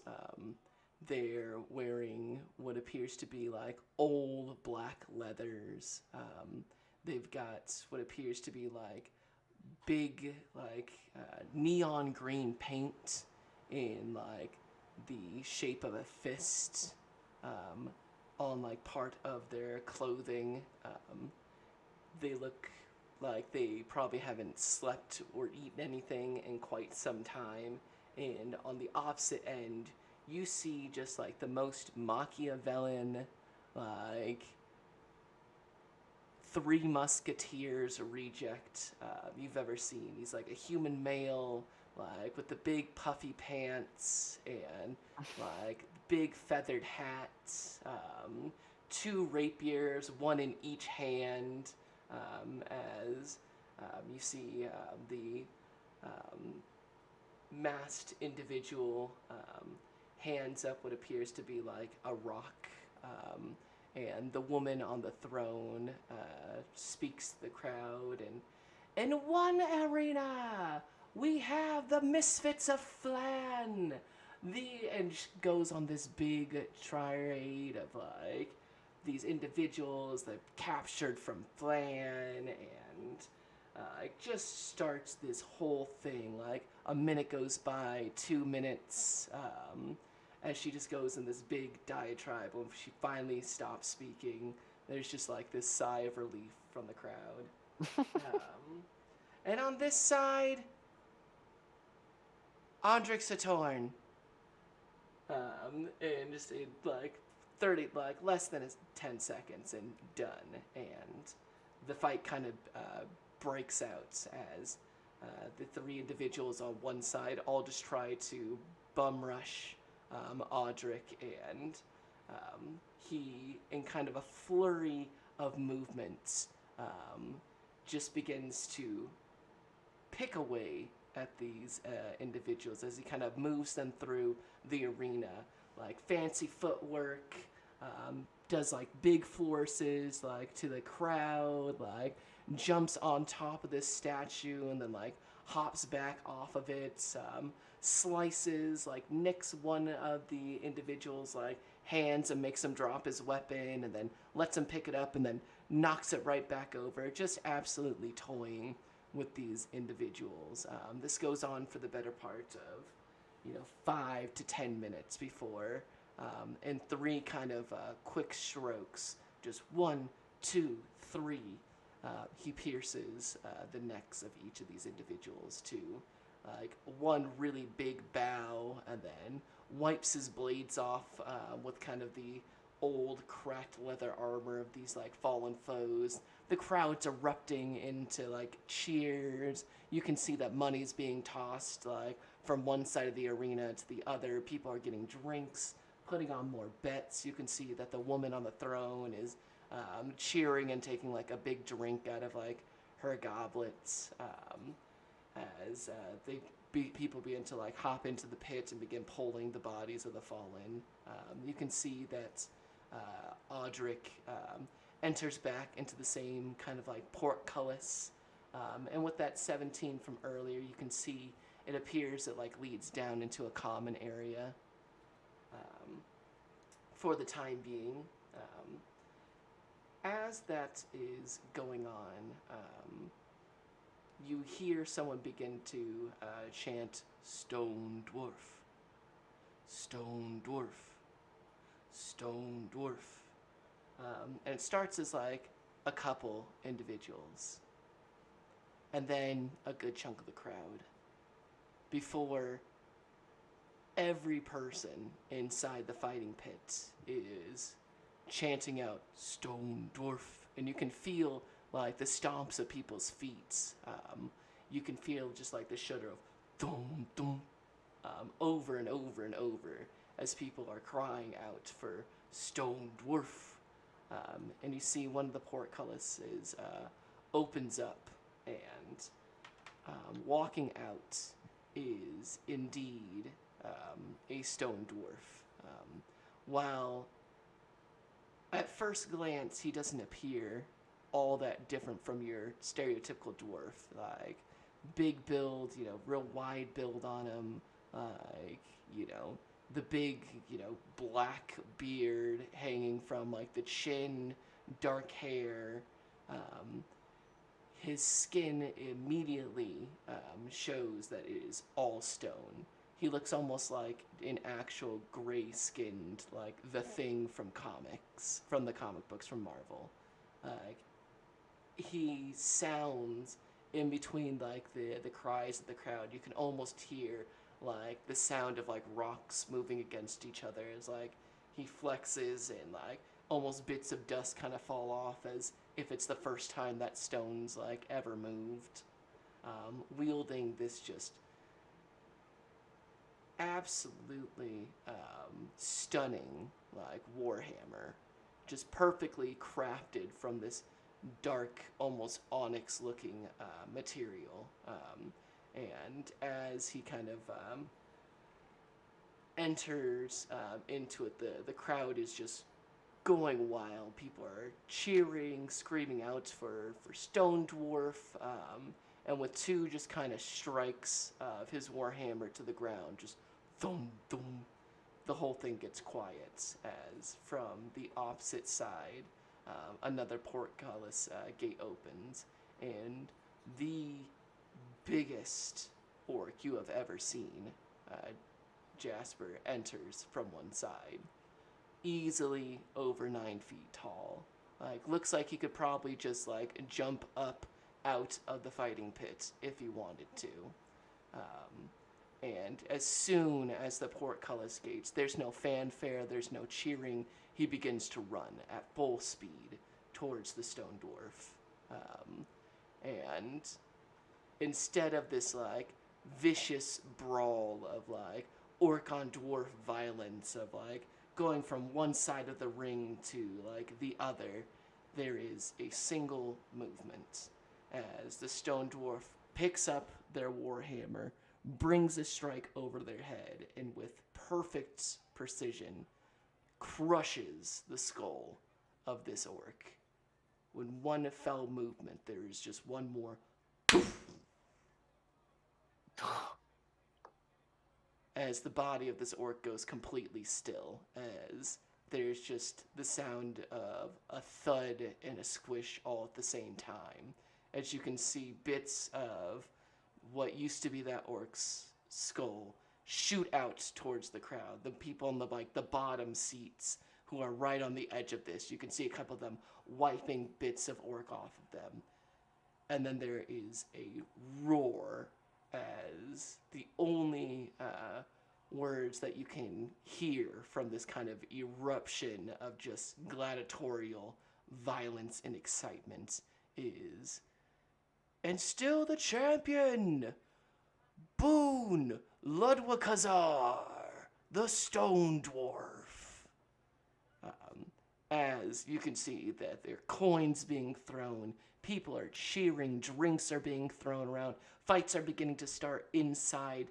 It turns into an absolute frenzy as people are shoving each other, picking up coins from the floor, throwing down drinks. You can see no small number of pipes are being lit. There's like a whole smoke screen as smoke begins to waft and fill the room.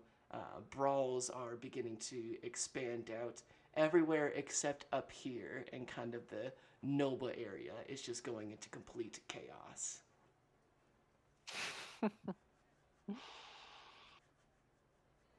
Yeah, Jasper was like leaned forward in her seat very far when he won with a single strike, but she'll refrain from cheering.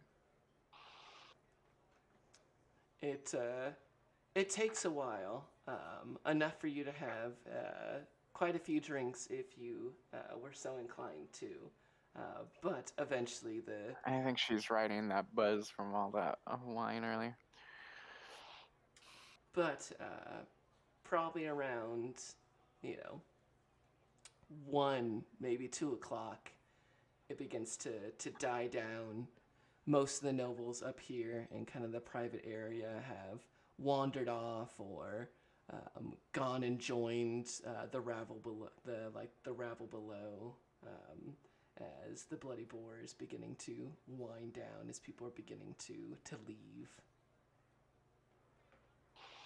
Yeah, I think she's satisfied with that introduction into this place. She at least has faces to names now, so she'll call it there and head home. Go ahead and roll me a stealth check. Gladly. Merely a 12. Merely a 12. Yep, you head back over to your side of the city and climb up and over that tree leading into the Goss Estates, and you're able to get back to your bedchambers with no one the wiser as we kind of move into our next day.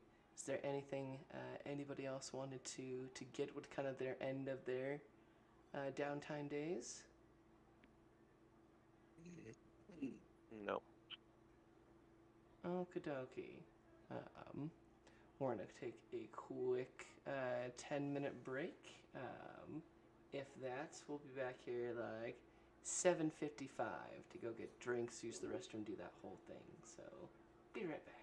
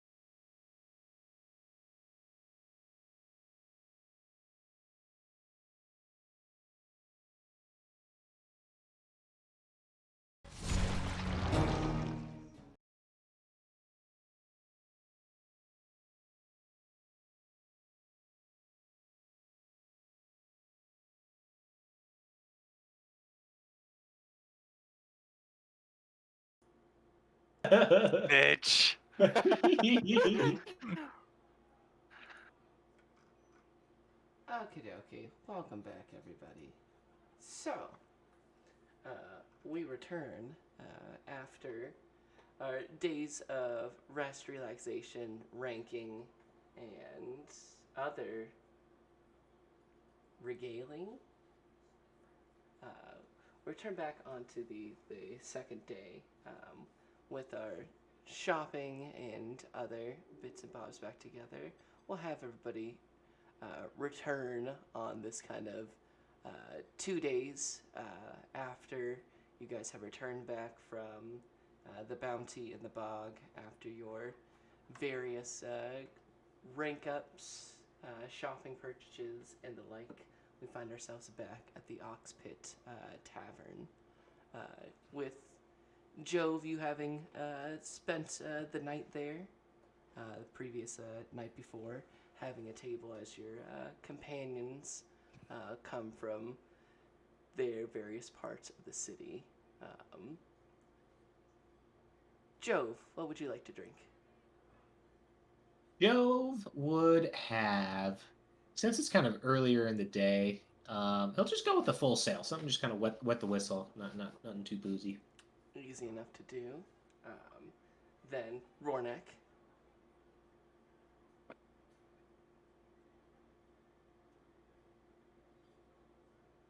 Rornek. That's what he's ordering. Oh, yes, of course. What else? Sorry, I was muted on my mic, not on Discord here. The Rornek, please. Of course. Jasper.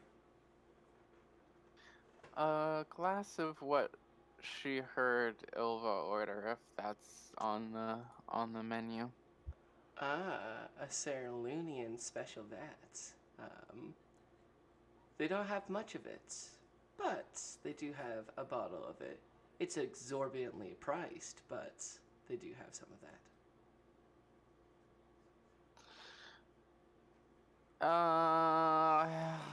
I spent a lot of money. I'm just gonna get a fucking Rornek. A wise choice. Yeah, they come out and they tell you the price. Like, 20 gold? What? Fuck. No thanks. I ain't cheap. Yeah, no, Get to Mr. Rornek. Rornek, thank you so much. And then for you, Freddie?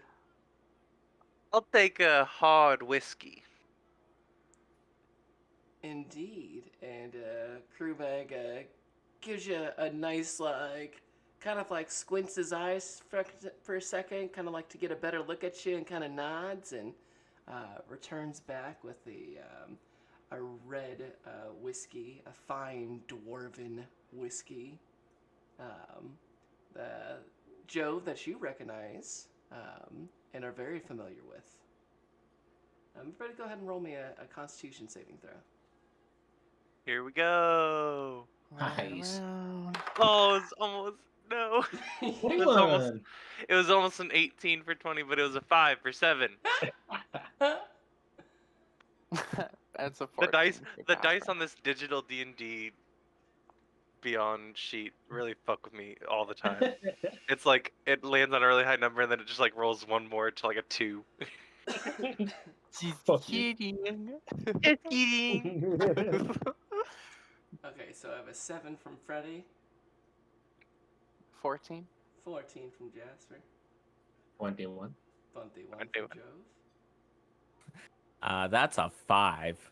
Oh. Whoa, lower than me. Make him puke.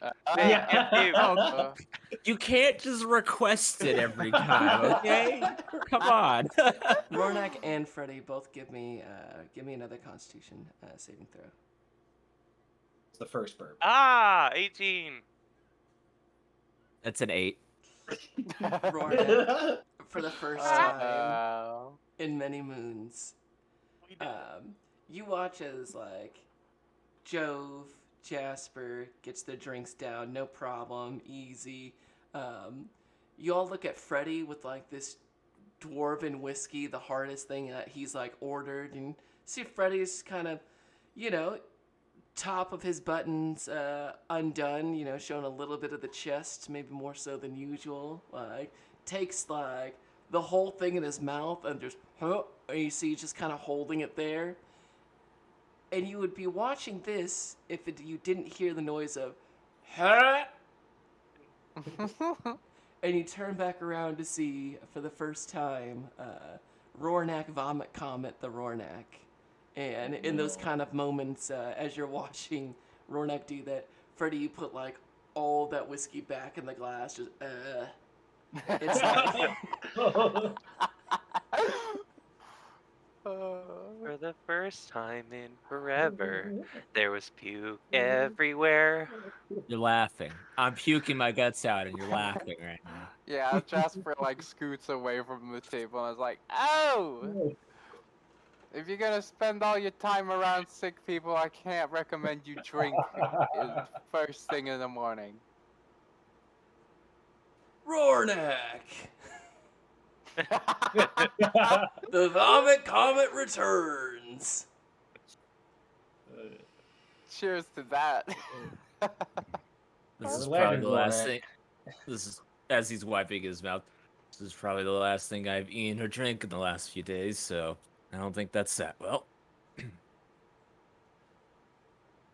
Yeah, I don't Gotta know what they take teach better you in care of those. yourself, bud. I was trying to. I mean, man, don't tell me it's on the new clothes. No. Roll me a dexterity saving throw. Yes. Oh, you son of a gun. Why? Why? Why? Why does God choose these things? It's not a nat one. Hold on. um, it's a 12. A 12, DC was 10. You're able to avoid getting Okay. it on your nice clothes. Anything that does get on his clothes, I'll drunkenly prestidigitate off. You see, like, just a little bit of it, like, get over the table and, like, just land ever so slightly on, like, his, like, purple silks. You're like, ah, da, da, da, da. Hey man, watch out! And you see, like, a little prestidigitation magic missile, like, obliterates the little bit of vomit under clothing. Good call there. Thank you. And I actually was taking care of myself. I just, I guess I just have other ways of usually eating and going about things. And you did take my bread, by the way, so I do need to get another one of those. As you all look and you see that Rornak is in some nice new clothing. He's got this big, gigantic hat, and purple silks on. Neither of those things match together, but he is rocking it. You know, somehow that fucking works for you, Rory. It's a good look. Appreciate it. I need something a little bit new, but fresh and, kind of loose. I figure it's probably going to get dirty again soon, but I'll appreciate it while I have it. I feel like it's fitting for all that spinning you do while you fight. Lord knows I can't stop. I'm either doing the spinning or I'm being sent spinning. It's just kind of how it's gone with us. Well, that's why we keep you around, Rornak. I appreciate it, Joe. I'd rather be wanted with my spinning than not. But speaking of which, I imagine we do still have our own work cut out for us today, correct? I believe so. Down at the bay, Yeah, right? is We were that- supposed to meet that guy. I forget. I believe so. Are we all still in agreement, or has something else come up for everybody? Well, before we get going, I would like to divulge some information that I got. A couple of tracks here. I got two different pots of information. The first one is coming from the Emerald Enclave. Well, first off, I got to rank up. You are now looking at Joe Featherfoot, Summer Strider of the Emerald Enclave. You can hold your applause. Did feel pretty good. I actually got to meet Siren from from the Lost and Found, which was a real touching moment for me. Yeah, I don't know who the fuck that is. I get it. Well,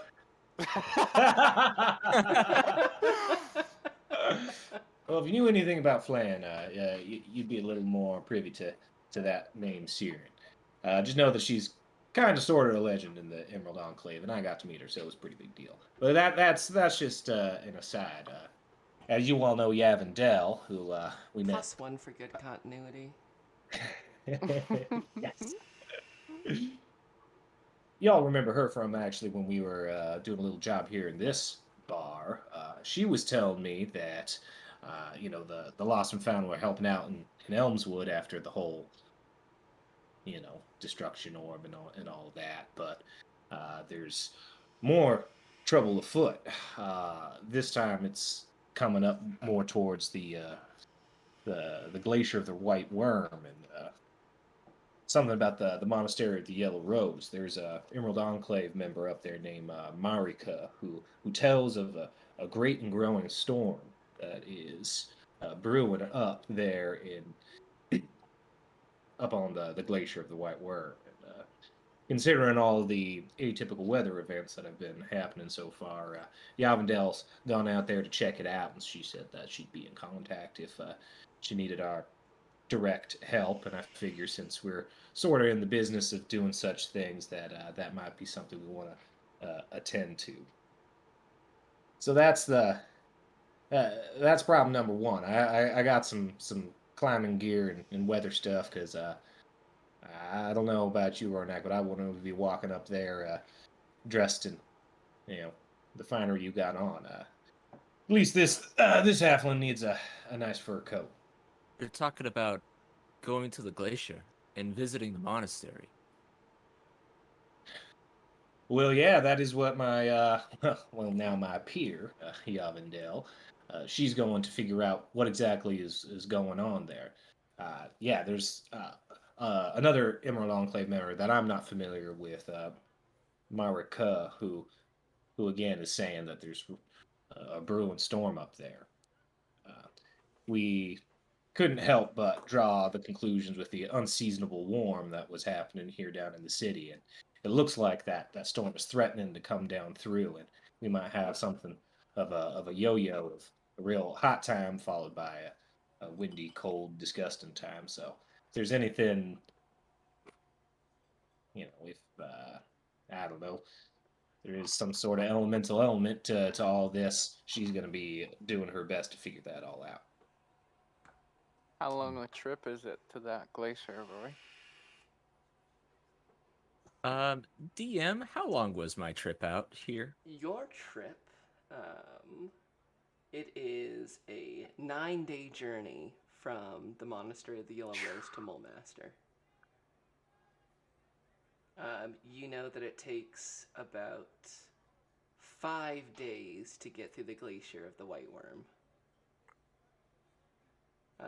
Roll me actually an insight real quick, Ornak. 18. 18.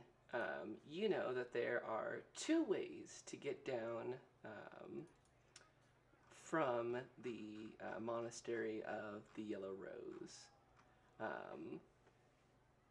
One of them is to go the way that you went, which is the more challenging but direct way to get there, which is to go through the glacier of the White Worm and to just go straight across. It's just lots of wilderness travel, but it is a straight journey straight through. There is a second way to get there through a small city called Ravensburg, I believe. It's like a small kind of mountain-hugged city. Kind of think of your classic last city before you head up the mountain to the monastery. Almost kind of like Robin from Teen Titans when he goes to find the karate master. Where there's that one small little city there, and then you head up the mountain to it. And that's another way, is you can head over to there first, and then follow the North Road from there all the way back north to get to Mulmaster. But those are the 2 ways. So yeah, there you go. both take about 8 or 9 days all the way through. Well, Jasper, my own experience going from there to here, it took me about 9 days. 5 days, I'd say, to get to the actual glacier itself. That's if you're going the direct way, so going just straight there and through the glacier itself. There's another path we could possibly take to a town of Ravensburg nearby, but I think it's about similar time days wise. I'm not as familiar with that path, to be honest. Well, luckily, Avondale can take the straightest of paths, considering she can turn into a bird and all sorts of animal and whatnot. So maybe she'll shave a few days off of that. She did want me to stay in town though, as she investigates and gets more information. That way, we have something coming here. Right now, we're just investigating rumors, but rumors typically turn to be something of a threat to either us or this way of life here. Uh, if recent history is anything of a pattern. That also brings me into that second bucket of information that I was telling you that got washed down over me yesterday. Uh, Yavendale had mentioned something about the Earthspur Mountains and then some dwarves, and there's some rumblings down there. And, well, yesterday when I was making my way back to this here Oxpick Tavern to kick my feet up and enjoy a little bit of rest, I was stopped by a rather interesting looking fella. Uh, Found out his name was Roshan Lore, the Rendon Talon of the Hogs, folks. Uh, Met us at the last drop, I do believe, which we're all intimately familiar with. Normally, I would feel incredibly uncomfortable having a conversation, and frankly, there were about 20 hawks that were bearing down on me, so not in an aggressive manner like we last met a hawk, but they were there. I saw them. Though I feel a little more, I don't know if endeared's the right word, but the fellow knew Dornell Whitebeard. Y'all remember he gave us good passage through Fort Iron back here to Mulmaster. And if y'all remember that little shield that we sold, yeah, well, we ended up selling that shield to the Rending Tavern. Essentially, what he is wanting our services, and he approached me and knew my name, so it's unsurprising that we are a known factor here nowadays. But what he's asking for the tune of 1,000 gold, is going to this. There's the Lead Walkazar dwarves. They got some, I don't know, more of a stony skin disposition than your typical dwarf. So he says, there is some issues with the Falling Star mines. Looks like some of the workers are maybe not performing their duties, iron stoppages, protests, that sort of thing. And there's a dwarf king over there with a pet basilisk, and sounds like the Hawks are a little bit worried about the stability of the situation. So there, I guess there is some information that is being requested that we go and find. Uh, Something about the mine overseers being some sensitive information that we might be able to lift out of their quarters. Uh, he said there's going to be some representatives over by the last drop to give us some more information, or at least, I didn't give him a solid, hey, yeah, we're going to do this, because definitely wanted to run it by y'all. Not only that, but I know we also have a couple other jobs that are in the pipeline, which I let him know of. But that was some of the information that I gathered yesterday. Looking stuff coming up from the Glacier of the White Worm, and then looks like there's. Oh yeah, one last thing on the Lidwalkazar dwarves over there in Fallen Star Mines. Uh, the Ren and Talon gave me a little bit of a hint that there's a fighter in the Bloody Boar Tavern that is one of these Lidwalkazars, and said that he might be a person to get some information about the situation if memory serves. Uh, I happened to swing by there by chance. I think I know who you're talking about. Very, it looks like a dwarf made of stone, essentially. Well, that fits the description. Yeah, he's an impressive individual. Might be hard to speak with him. He's quite popular, but I could point him out to you if you ever want to go there. Well, that is certainly good. Real quick question for DM. I want to make sure that Yes. I'm remembering this correctly. Was the tip that, hey, there's just one of those dwarves in the tavern and you do with that with your will, or was it a little more pointed of a tip? I'm having trouble remembering. It was that one of the dwarves from that clan is at that tavern. So if you wanted more information on that clan and what's going on there, that would be a good place to start. Gotcha, thank you. I appreciate the confirmation. Yeah, not a problem. Also, could I have Jasper and Freddie roll me history? Freddie, you with advantage as it does deal with Mulemaster. After hearing the name Groshen Lore. How'd you know I was gonna have? Just the 10 for me. 16. Rending Talon does ring a bell with both of you, considering that is the leading member of the Hawks. The Rending Talon is much like being the senior cloak of the cloaks.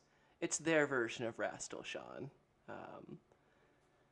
Freddie, you know more intimately that Groshen Lore is known to the people of Mulemaster as the Smiling Shark.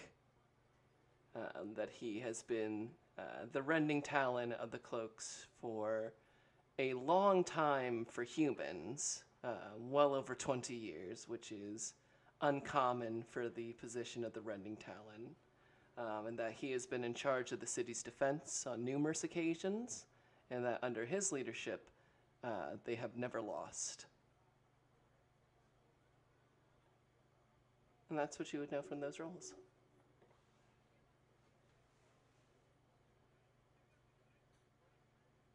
So I definitely think we got a job in front of us to do today, so we're spoken for, but I just want to let you know those things are coming down the pike. Yeah, I hate to pile things on. It seems like we've got a lot on our minds right now, but believe it or not, I have a job from the Zenitrim that might actually be of interest to us. They've asked me to find whoever's bringing the Silk Route into the city.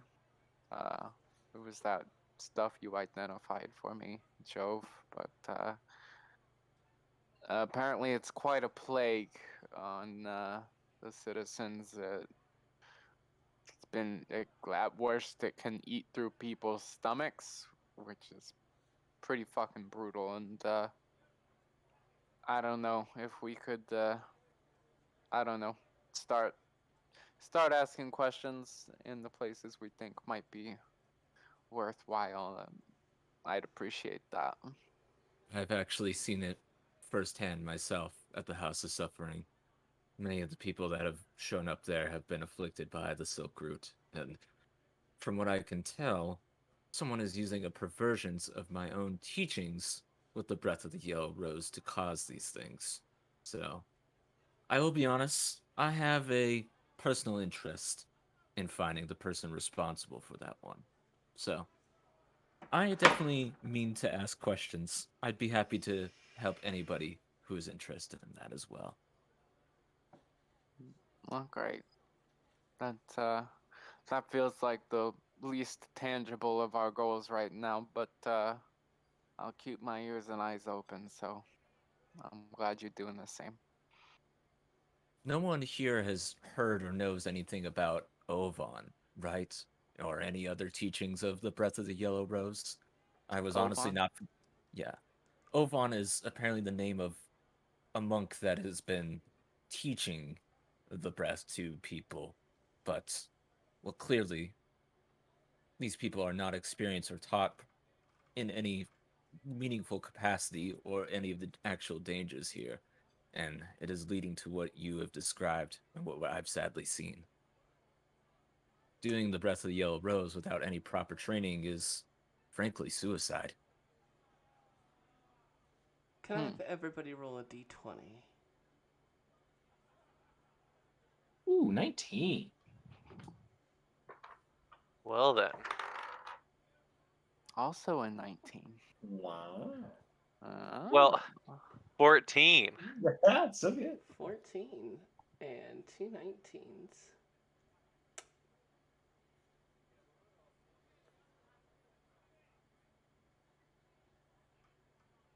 You all remember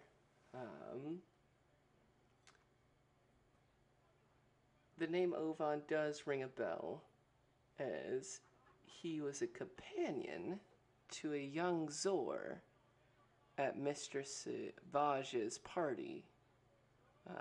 A young, I have the name written down right over here. Thylius. The young Zor Thylius Karamitru. And that is Thylius. And then Karamitru is Caраmitru.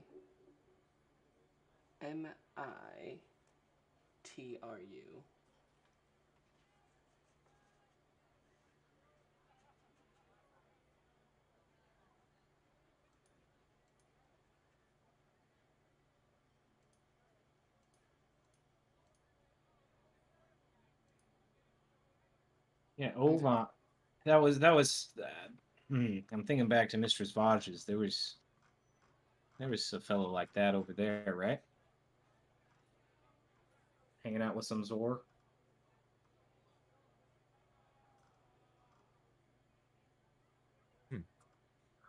So he has been around here, at least around that time since then.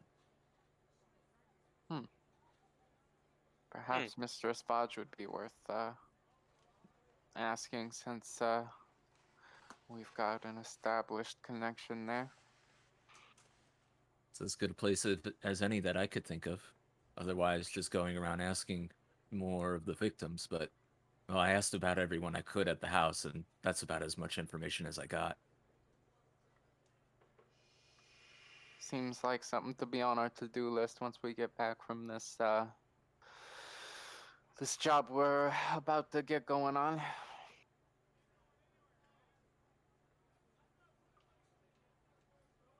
Indeed. But I know we have prior commitments, so I will hold myself for now. But as soon as we get back, I do intend to go there. To Mr. I'm Svaj, happy that to is. go with you. I'm sure I could use the extra muscle if it's needed. What, you think Vaj is gonna give us a hard time? We gotta put the beat on her? What? No, I don't think her. But I imagine there will be trouble with this monk in one way or another. Oh yeah. I mean, if he's anything like you in terms of combat ability, I'm sure we'll have our hands full on that one. Well, if his teaching is anything like me, he is nothing like me at all. Fair play. I think Jasper's gonna finish off her drink and look at the others. Good to get going, or do you have any more rumors to add on ours, Freddy? No rumors. All right. I figured y'all get enough jobs for us that I kind of just handle my cloak business, and it seems to be working out all right. Well, I'm glad we free you up to be the nerd of your dreams. I'm just gonna let that one go. Hey, yeah. It's weird. He just seems like he's in such a good mood. He's just, really relaxed. Jesus.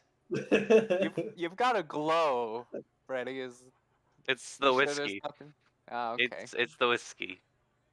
If you Don't- fucking say so. Don't worry He about it. does look a little flushed in the face. That's true. But you guys finish your drinks, get your tab paid. Um, Crew Meg points you out. You are looking for the ship. Its name is the Indigo Wings.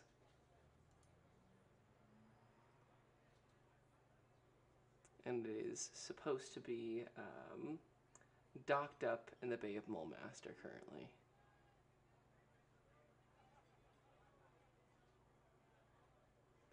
So, the odd jobs. Tabs paid, drinks more or less in most people's stomachs. Head down to the Bay of Mulmaster. The Bay of Mulmaster is one of the main focal points of the city. It stretches from, it makes pretty much the northwest border of the city.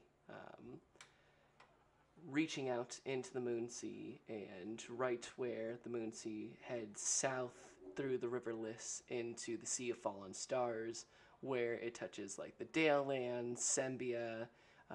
If you move out more westwards, it eventually goes into Cormyr, the Dragon Coast, kind of a really big like central and pivotal part of the Forgotten Realms, and then outwards south, I believe, to like eventually like Shantia and more of the kind of more tropical south regions of the Forgotten Realms. Here you can see that there are dozens upon dozens of different ships, ranging from like small paddle boats like the Floating Leaf, Jove, which he excitingly points out to everybody where the Floating Leaf is currently docked up. Exactly where you left it, Jove. Just kind of bobbing against the dock with a number of other small vessels, up to huge, almost like galleon-style ships, like multi-decks, like huge sails on them, no expenses, like no expense too expensive, like dozens of cannons on each side, each one like easily able to tear through a city's watchtower or any other ship unfortunate enough to get caught in the crossfires. How about we'll have, can I have you guys make a perception or investigation check to find the Indigo Wings?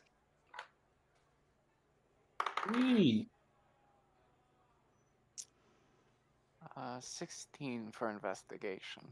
15. Unnatural 20. Perception. 21 perception. As you guys are kind of exploring the docks, seeing the many different vessels from classic like Mulmaster warships to more exotic fares, almost look more like Egyptian style, like barges or rafts, rather than your typical like seafaring ship that's so typical of Mulmaster, being that this like giant port basically on this river. It's Jove. You're the one that spots it first, and almost like Jove sees it and goes, "Hey, I see it," down a line from like Jove to Rornak to Jasper, and then finally Freddy. You'll just kind of, "Hey, it's there! Hey, it's there! Hey, it's there! Hey, it's there! Hey, it's there!" and point and see a decent sized ship, smaller than like the Gilded Victory, but clearly larger than like the Floating Leaf. Bobbing on the water is indeed the Indigo Wings.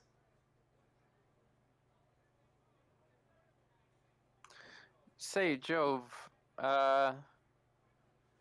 if this mission ends up taking us out of the city, are you gonna get in trouble with your group or what? Well, if I'm gone for a super long time, that would probably be an issue. Uh, Though I think this is more of a just taking stuff off the ship in the dock situation. Yeah, fair enough. I guess we'll wait and see.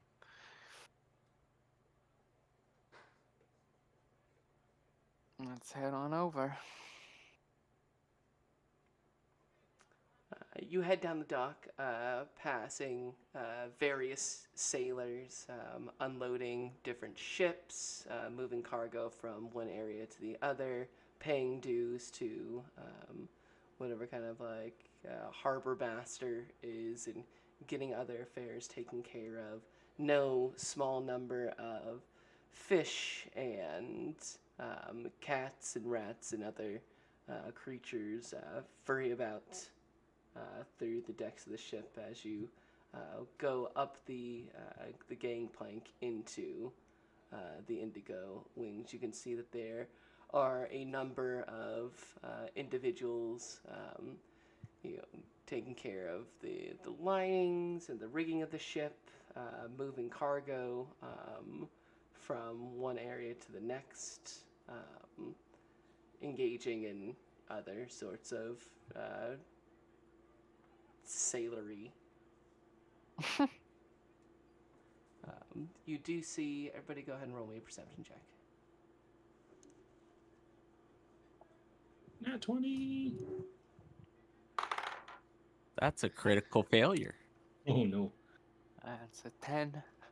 A non-passive 11. A non-passive. Oh. 11. Yeah. Oh, We rolled the 10 this time. dang. Jove, you see towards like the wheel of the ship, a dwarf, not an exceptionally brawny looking dwarf. He's got a bit of a gut to him, light brown hair, full dwarven beard, some of it appears to be like shoulder length, and a number of like different braids, kind of like a middle part all the way down. A number of like nice rings and like a golden necklace. You can see kind of like the gold chain leading down to a heavily harried chest, kind of sitting and pointing to different individuals and guiding groups of men from one side of the ship to the other, kind of towards the wheel of this. Rornak, whilst as soon as you like get on top of this ship and you feel that kind of like water underneath, like the ship kind of dips down with the waves of the moon sea coming in, the seasickness hits you hard, especially already having that one Rornak, and you've never thrown up a Rornak, and it's an awful experience. That little bit of like grain alcohol with the fruit juices and then the beer on top of it, like the little bits of sugar, it just makes for a really frothy sort of upchuck, and it gets stuck in the nostrils real bad. And so you have that whole experience on top of the ship swaying, and it's just another vomit comet over the side of the ship. Again? Again, with the When it rains, it pours. Frothy upchuck.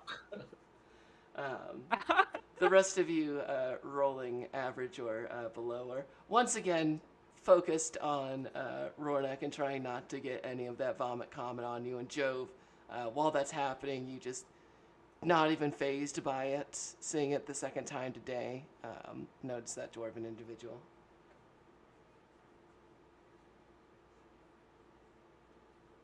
I forget. We got a name for this for somebody to look for down at the dock, right? It was Fergus Boltsmelter. I guess a bolt smelter.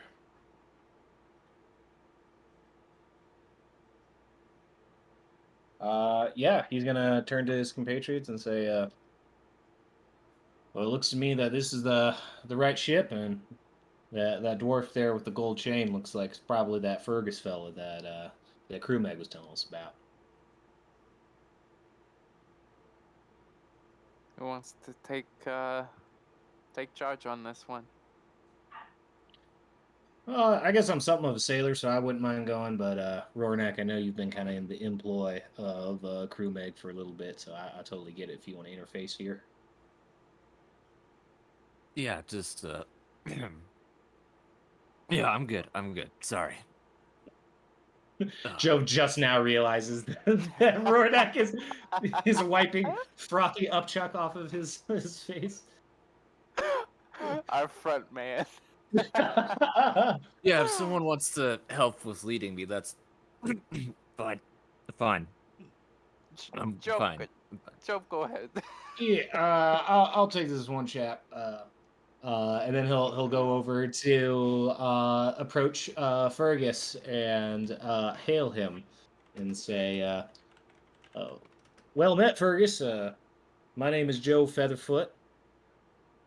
These here are my friends. We like to call ourselves the Odd Jobs. We're quite cozy with Crew Meg, and he was telling us something about work to be had down here."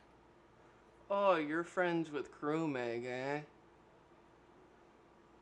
Why, quite indeed, yeah. We've done not only business in the past, but a good help and a pleasure too. Oh, okay. And what'd you say your name again there was? Oh, you can call me Joe. Oh, nice to meet you, Jove. I'm Fergus Bull Smelter. And he kind of puts a dwarven hand out towards you. And he's gonna clap it back and say, whatever a kind of like well met would be in Dwarvish, because Jove also knows Dwarvish. Oh, hey, there you speak some Dwarvish. That's real nice out there. Well met there. And he speaks this in Dwarvish. And Jove, can I get you to make a wisdom saving throw? Wiz save is going to be a 13. Gotcha. Yeah, it's a nice thing to meet you there, Jove. Yeah, well, if you're getting the A-OK from Crewmeg, then you're exactly the type of guy I need. You fancy a drink there, buddy? I wouldn't mind maybe just something to sip on.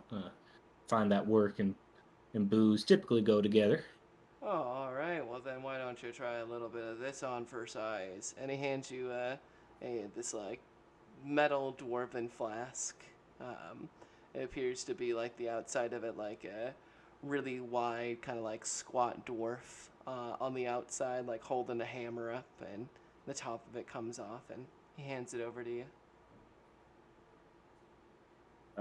Joe will, cheers in Dwarvish and take a pull. Absolutely, and it is a spicy, spicy whiskey. Go ahead and make my Constitution saving throw. Oh gosh, yes. 19's my number tonight, but that plus modifiers is 22. Yeah, you get that down, and luckily you've had some dwarven whiskey with Crewmeg not too recently. Actually, just saw a good friend of yours have some this morning, and you get that down, and yeah, it's spicy, but it's good. I love this stuff. Crewmeg actually turned me on to it just a few days ago, and I've had a few glasses myself, and whew, boy howdy, this is good. It's got a little, puts a little pep in your step. Luckily enough, my sea legs are well earned, so I don't got to be worried about losing nothing off of here. But appreciate you sharing there, Fergus. Oh, not a problem there, buddy. Go ahead. What's your experience with ships?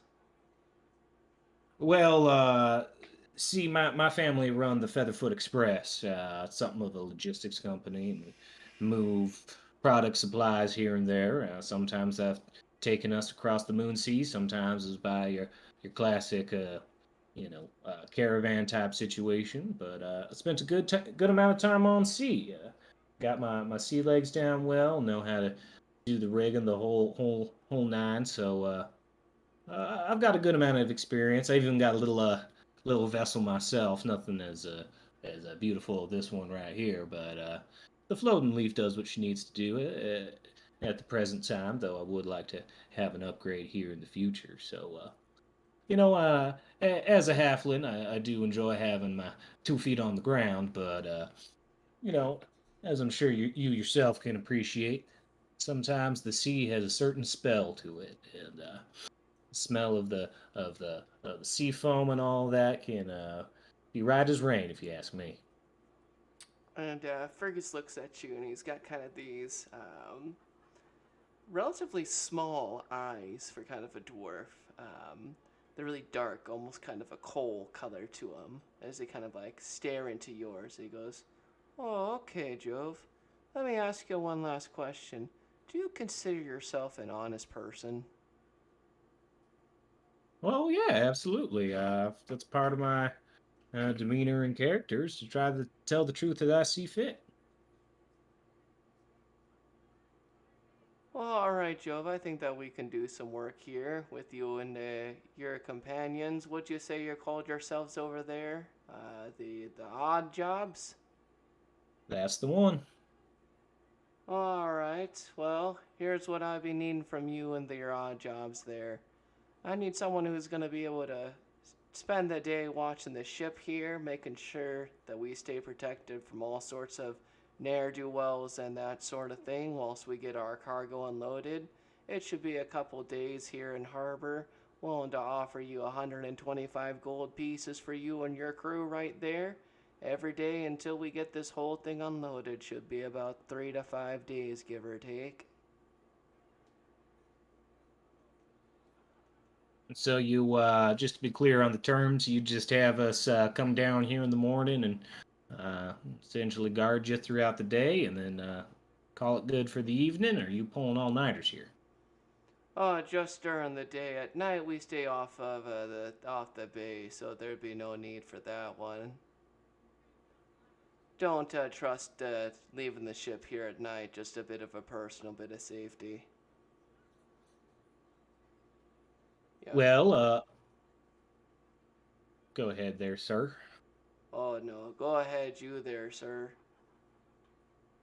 Joe's gonna kind of turn back to the party and say, "Well, folks, seems like a pretty easy way to get a few hundred gold in our pockets. I know we're a bit busy, but how y'all feel about it? Maybe." And Joe's gonna try and kind of huddle up a little bit. Uh, if we don't feel like maybe doing it every day, maybe we can offer our services just for a day or two. But happy to get y'all's feedback. Between you having to be anchored to Mole Master for a little bit and us having to do a bit of digging in other parts of the city, I think this job might be a convenient way to spend our days. I agree. Seems like it works out and is fairly flexible for the situation right now. I I don't see wouldn't any reason mind. not to. I wouldn't mind taking a breather of a job. Yeah, I'm right there with you. And Jasper, you make a great point. We can be pushing forward our other interests and investigations during the nighttime after doing this here. So, all right. And Jove will turn around and address Fergus again and say, "Well, the odd jobs are on the job. We'd be happy to take you up on your offer of what was that there, 125 gold a day for somewhere between 3 or 5 days of standing guard for this here beautiful ship." Oh well, that just sounds ready to go right there. Right on. Is there anything that we might should know? I know you say trying to repel just your typical ne'er do wells, but I know how people are with their cargo, so you don't necessarily have to divulge that. But if there's any folks that we should be keeping a keen eye out for, that'll help us do our job better. Oh, we just gotta make sure that we're keeping only the most trustworthy people around us. So just make sure that we're asking good questions, keeping our eyes peeled. I'm sure nothing too terrible will come and get us, especially with you on board. Well, then, sounds like a deal. Jove will extend his hand. Hold on one second. Would you bring the rest of your crew on over here? I have a couple questions I'd like to ask if you don't mind. Jove will wave the odd jobs over. Hey there, Odd Jobs. I'm Fergus Bolt Smelter. Could I please have the pleasure of getting your name?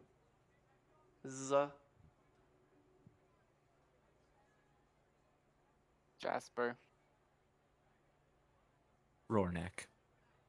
I'm Fred. Hey there, hi there to all of you. First things first, I believe I'm sharing a drink with those closest to you about your do business, like I did here with your spokesman right here, Jove. So, how about it? And you see him pulls out the same dwarven flask that you had, Jove.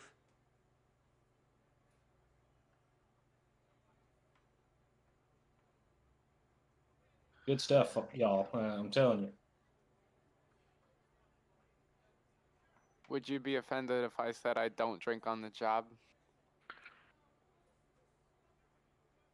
Wouldn't be offended so much as just a little bit off put, but I understand. Then I'll decline. Turns to you, Rornak. I'll be honest.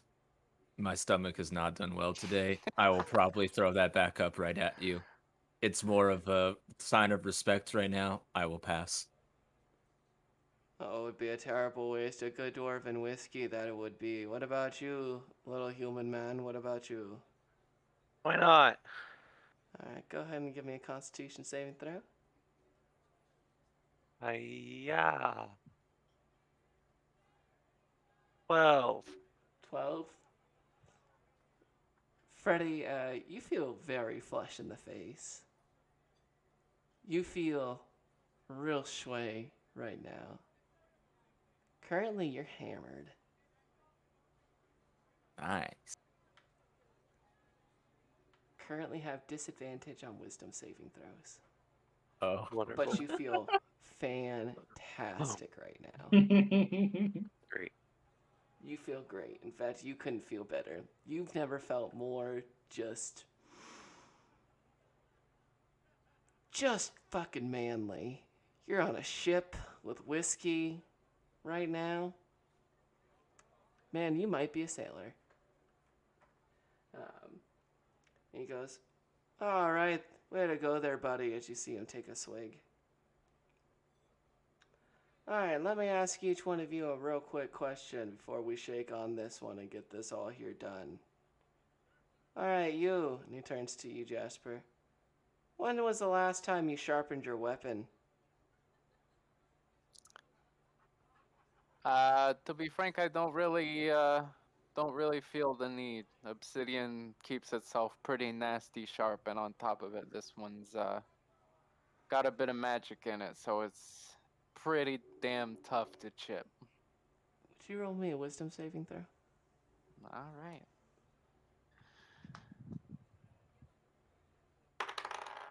Oh. That is. This number is hard to read on this side. That is only a 5. Oh, magic battle axe. Well, isn't that something to see? I guess that's real helpful in not needing to sharpen it. All right. Goes over to you, Rornak.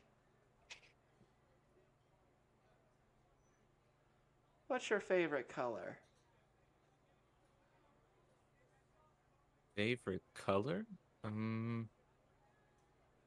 guess kind of a blue or a purple. And he kind of holds up his robe. Just kind of sticks out to me. Would you roll me a wisdom saving throw? What the fuck? That's another crit fail.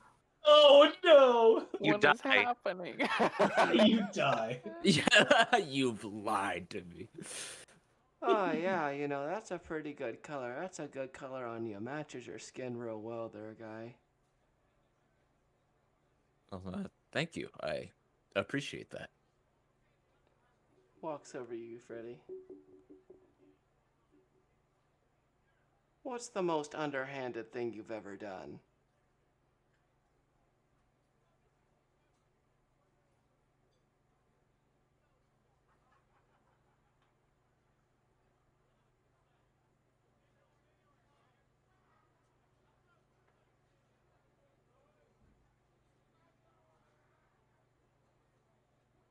I mean, I guess I haven't murdered anybody. I've been defending myself. Um, I intentionally left someone in danger, like bad danger, to save myself. Would you roll me a wisdom saving throw? With disadvantage and a -1. It's not gonna be great. Wow. 9. 9. Oh, well, I've heard lots of people do lots of bad things, and in the grand scheme of things, that's not so bad. All right. And he kind of looks at the three of you, nods his head. I think that we can do business here. Why don't we shake on it? 125 gold pieces for the odd jobs to guard the ship for 3 to 5 days. Put her there. And he puts out a dwarven hand for each one of you, starting with you, Jove. He has 3 dwarven hands. He's got 4 actually. Oh my god. He's incredible. Joe will clasp it and say, "Happy to do business with you." Happy to do business with you. And then goes over to you, Jasper. She'll shake his hand. You're quite thorough in your business dealings. I respect that. Yeah, absolutely. And is it just Jasper? Just Jasper. Oh, okay. And then goes over and reaches a hand out for you, Rornak. A deal is a deal. And Ronak reaches his hand out and gives him a firm handshake. And purple's a good color. Shakes firmly. And it goes over to you, Freddy. Hey, thanks for the job. Thank you for working the job. Then takes your hand and shakes. All right, let's get to garden, shall we? I've got all my eyes on it. And he shakes you guys and kind of shows you around the ship, over towards his quarters, to the kind of the cargo hold. Just nothing too crazy. Basic size ship. Has a crew of about 30 or so individuals. Unloading mostly just large crates, one after another. It's slow going work. You guys kind of switch, 2 on top of the deck, 2 below deck. About 6 hours into it, you switch. You just sit in the bay of Mulmaster, and eventually the sun begins to set. The crew calls it a day. Crewmate comes out. Oh, hey there.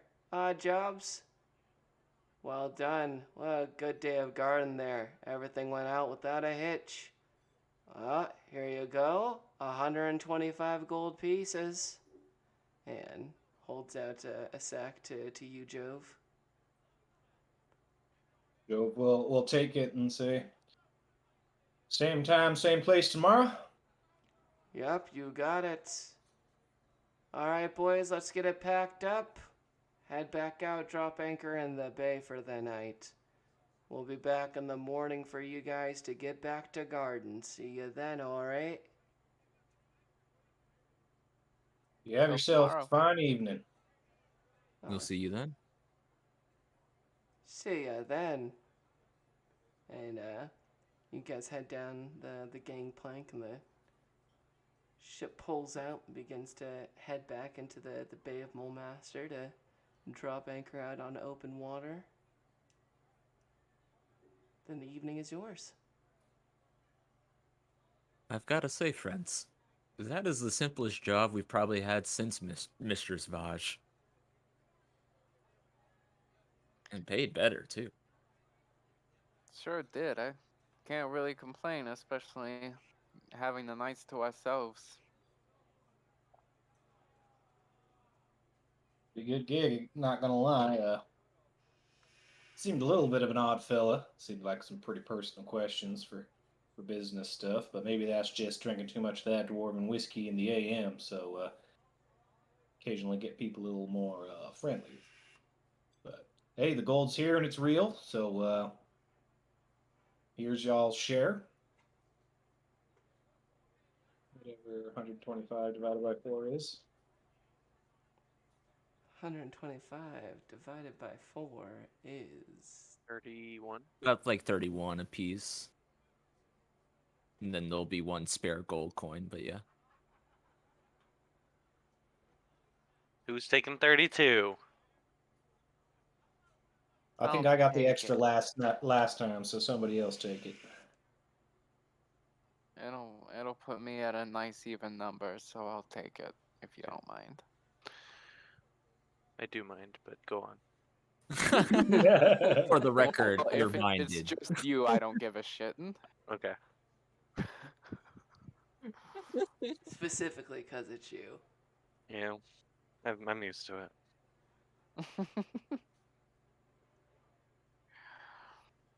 Well,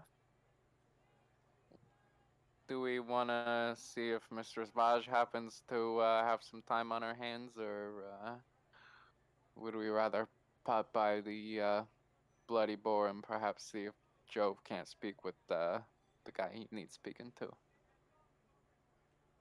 Well, I have a feeling the fights go on later than what Mistress Vaj would like to be accepting company. So if we want to hit two birds, one stone, that sort of thing, maybe we hit Mistress Vaj's first, and if there's still enough moonlight, uh,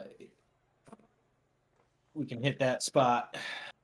Let's see if we can find anything out about that dwarf. A sensible strategy. So, you head over to the Vaj estate, Mistress Vaj's estate, which you are all very familiar with. Heading back to where once upon a time a group of strangely interconnected strangers all got together and kick-started off this whole adventure. Returning back to the modestly sized mansion estates in the upper crust of Mulmaster, not too terribly far down the street from some of the larger wealthy estates, such as the Goss estates, and further up the road towards the Tower of Blades, where the ruling families of Mulmaster, many of them make their official homes. You head back onto the main property, and as you enter in past the gates, see the number of trees encased in concrete and iron railing to keep them perfectly straight and even as they grow up towards the tops of the buildings of Mulmaster. You see a rather stout but finely dressed halfling with kind of close cropped, well manicured, yet strangely dirty all the same time, dark brown hair. An individual that you guys immediately recognize as Saul, the manservant of Mistress Vaj. Hey, wait, do I know you all? Hey, I know that halfling. Yeah, you Joe. can't forget a face as pretty as this, can you, Saul? Hey, Joe, good to see ya. And he brings you in close and gives you kind of a firm hug. And he says like, good to see you, cousin, in halfling. Returns it. A quick, good to see you, cuz. What Right. So that must be Jasper and Rornak and Freddy. Hey, what's up? Charming as ever. What's up? How the fuck are the rest of you? Got a bit of a midday hangover going on. You know how the life goes.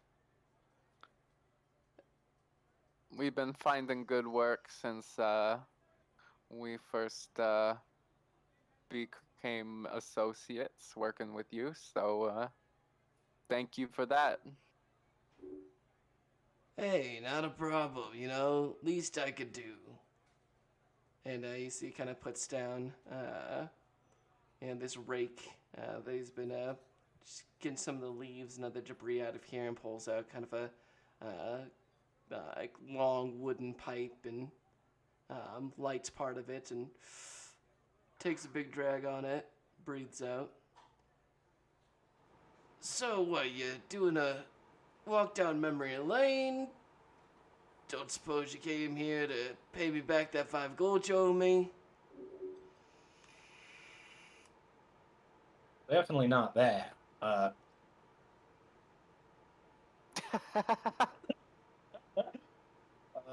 Yeah, we were actually hoping to see if the mistress was open to seeing some guests. Really, probably Freddie would be the one to say that is here asking for an audience. Wait, asking like Freddy is in just like Freddy Lap or like the cloak Fred Lap?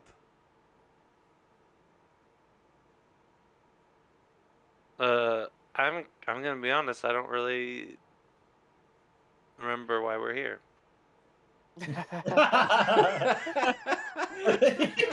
Boy, is that the midday hangover. uh, We we need to get in contact with someone else that was working for the estate back when we first were, but we're kind of out of options right now. So Oh! Puts his finger on his nose. I got it. yeah, he caught up.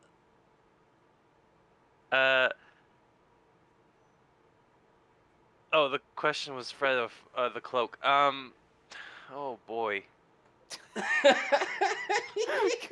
Oh, let's just go with the cloak. It gets me most places. Oh, okay. Well, shit, yeah. Yeah, I can get you an audience with it. Hold on.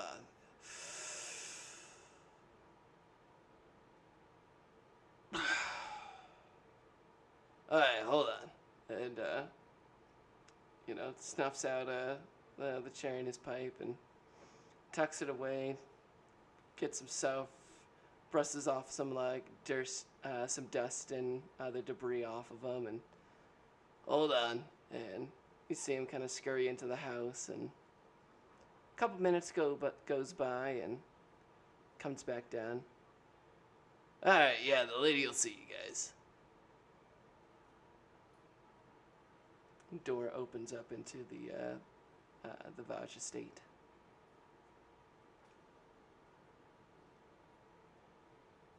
We appreciate the help, Saul.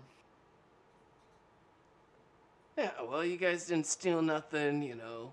Only got beat up, didn't actually start any fights, so overall, as far as just like hired help off the street, sterling reputation.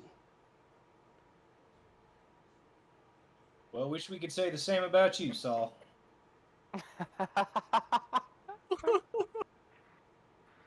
And then it was like in halfling. Hey, I thought we were supposed to be on the same side. What the hell is this? Joe just smiles and puts his hand on his shoulder, and as they're walking in. You guys enter in, and now that it's not in the middle of party mode, you can see that Mr. Svaj is emulating much of what the Goss household is, with, you know, works of kind of art and vases and strange artifacts from kind of across the realms. You see what appears to be like a water haven, like crest that's like behind glass. What appears to be like a fishing rod from Icewind Dales. Um, like a like behind display like purple wine from Cormier, like just things that are exotic that appear very nice, but aren't like full sets of battle ready armor like are in the Goss households. Not like such wealth that like it doesn't need to be behind displays. Like all this is very manicured. Now that it doesn't need to be open for the hundreds of people coming in and out at all hours. You head up the stairs and towards Freddy, which you know to be Mr. Savage's personal kind of quarters. And Saul like has you all like gather like and like get into like two nice neat rows of 2 and 2 and all right, you know, best behavior. Just because we know you doesn't mean that you get to just like be known, all right? Straighten up, you know, respect the whole thing. Right? Right? Yeah, Roy, don't throw up on anything. I haven't drank anything since then. It'll be fine. Jasper, it's been a He whole says 8 hours. as he Okay. pulls the mask down further on his face. We'll behave, Saul, don't you worry. And he opens the door and the odd jobs, Mr. Savage. And presents you, and there you see her hair out in like a perfect circle, like, and then balled up like it's this strange effect of almost having like 2 afros at the same time, of it like being bunched together so thinly, like it's like a double halo effect behind her, and this like long, sweeping green dress. You see Mr. Savage, and then kind of lounging on like another Davenport in here.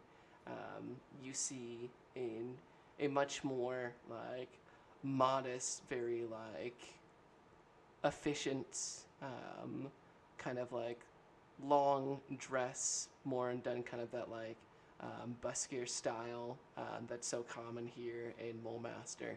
You see Zora Colkin as well. Hey there, Jobs. Turn to the party. Is it okay if she's here for this? What? Zora Colkin? Yeah, I mean, we trust her. Well, with our lives. Okay. Mr. Savage, we are looking for somebody, and Rory's gonna tell you all about it.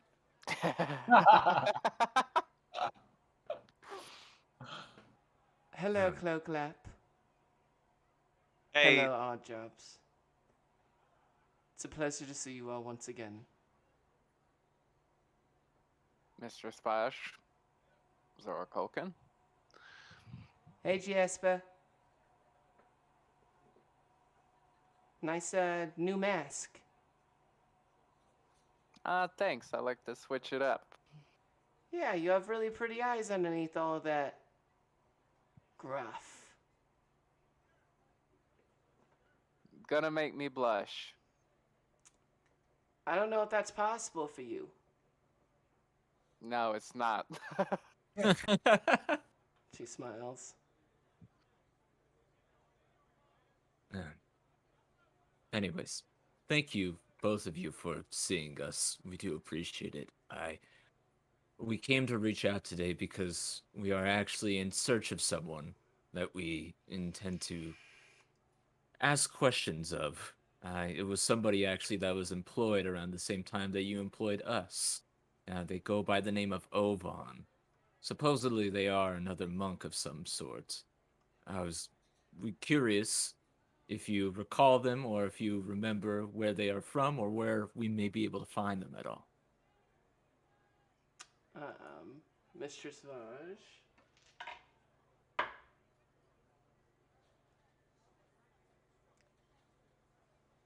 Ovan does not ring any bells to me, Rornak. Do you know who they were associated with?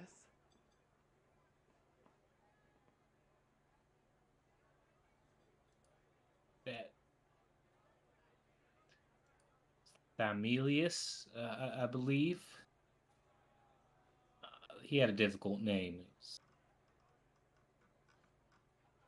Thymelius.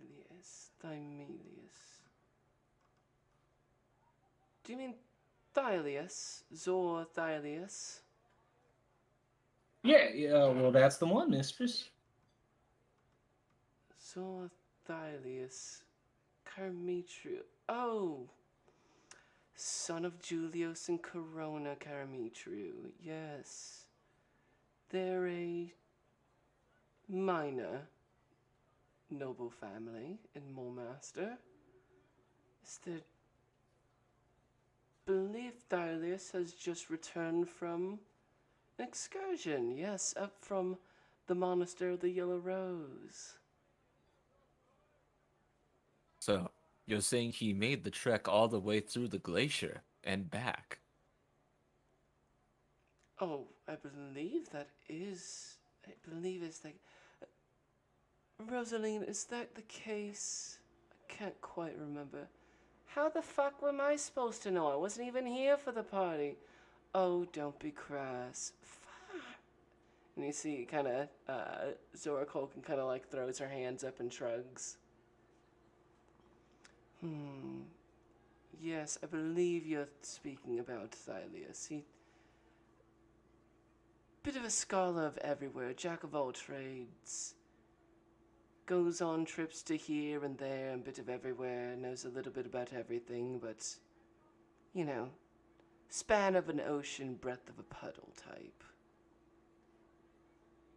Well, this Ovan fellow is related to the monastery, so it sounds like that tracks. Do you know where we could find the Stylius? Currently, no, but I could point you in the direction of where the Karametrius stay. We would be greatly appreciated. Any info that you are able to share, we will take. Yes, I believe their estate's not far off from the South Road Keep. If you'd like, I could make a formal introduction.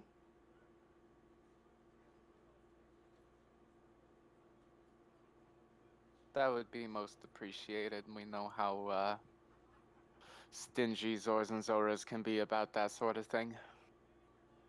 It would be best to show up with an invitation rather than unprompted, I'm sure. So, yes.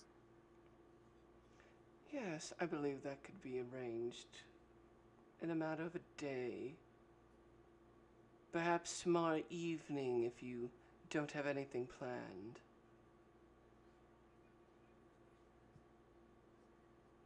We finish up a current job in the evening that we have during the day, so might be late evening, but we'll be here. Wonderful. And if I may, I have a request of you all if I'm going to perform such a task. We're all ears. I'm going to be hosting an event in the next 10 days or so with some of, interesting features and individuals. Have you heard of this town called Flan? Yes, I've heard of it.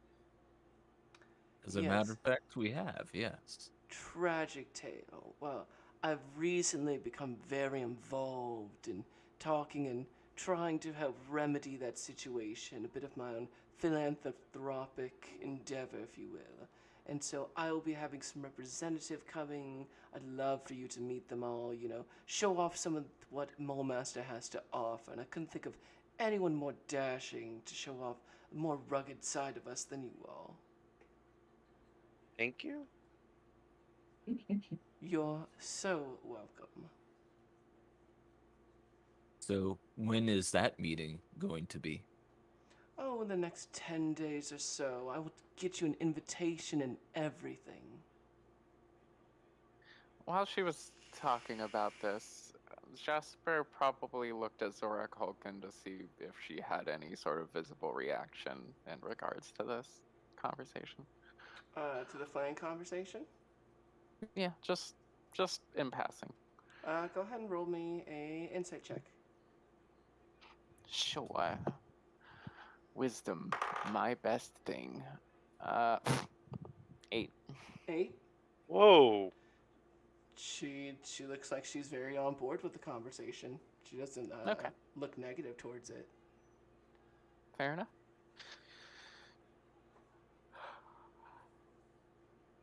Yes, I'd love to have your attendance, your RSVP.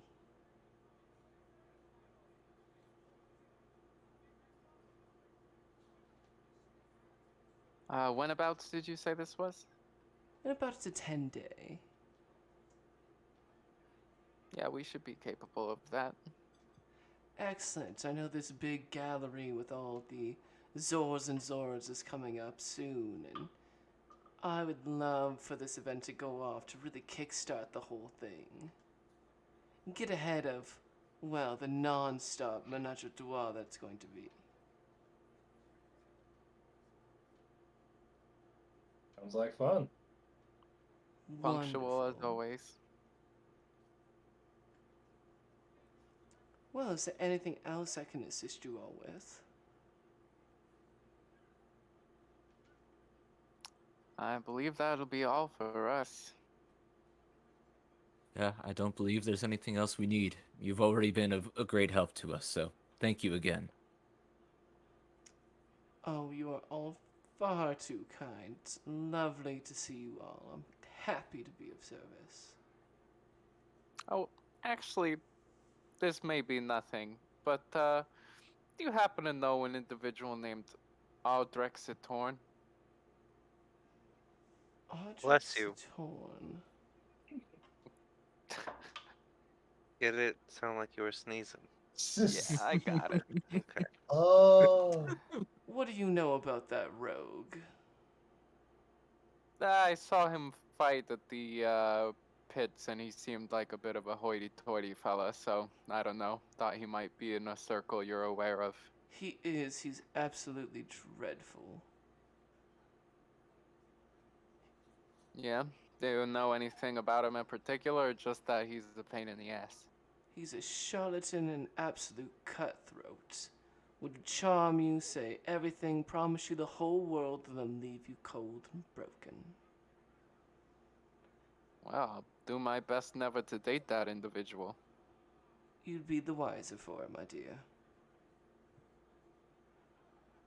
Well, thank you for that. That's all the prying I care to do. Shame. I really was hoping that those gladiator pits would have been the last of him.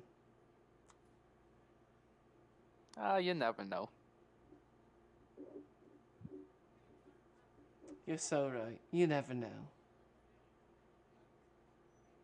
But if that's it, I believe I have an invitation to set up for you all. One for us and one for the Karamitrews.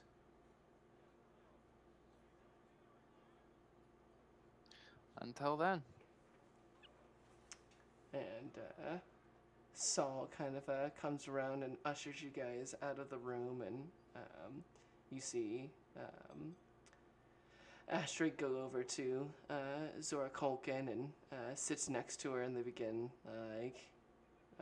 writing something down and prepping for whatever it is that noble ladies of Mulmaster do. As you are kind of like escorted back out through the house and back to kind of the front where Saul gets back over next to the steps and relights up his pipe and takes a deep drag. So how'd it go? I think we made a step in the direction we were hoping, so yeah, again, we appreciate your help. Yeah, well, I was happy to see y'all, happy to help you guys out some, so. Well, hey, if you ever are not working at this place and you feel like slumming it with us old regular folk, we tend to set up at the Oxpick Tavern down there. If you ever have a free night, we might just be down there as well. I'll be happy to buy you a drink. Well, do anything right now? Well, I actually do believe we have one other order of business for the evening before we get back into the seats of the ox pit and into our drinks. Okay. I get it. Yeah, one more thing. We're not trying to avoid you, friend. We promise. No, I get it, you know. Sure, you know, get on to your next thing. It'll be fine. I'll catch you some other time. It's cool. I had plans or something. It's hard I for me was to get a night seeing- off from here, you know.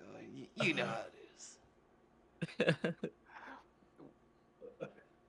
We'll find the time. We'll find the time. Damn. Jove, you really broke this man tonight. And you guys Joe kind is of like- begin to walk off, you know, sit there just kind of stroking the pipe, looking at you guys, kind of leave the estate. Just, I'll see you around. You know, catch you out sometime. Catch you on the flippity flip. Fuck.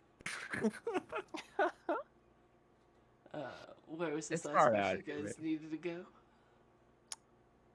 The Bloody Boar. Yes. We begin to head towards the Bloody Boar.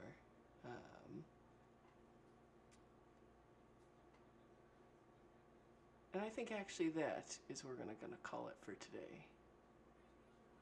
Yeah.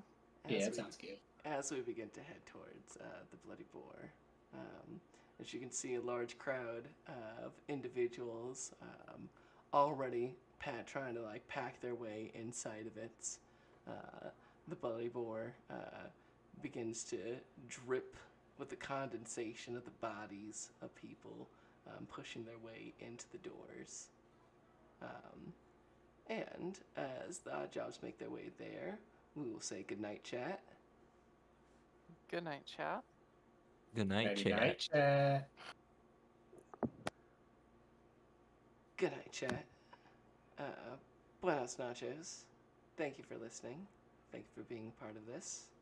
We will be back next Sunday for another episode, episode 28, and for what will be officially part 1 of... Oh, what is this one fucking called? Bolt Smelter's book. So, until then, peace in the Middle East. Much love. Bye-bye.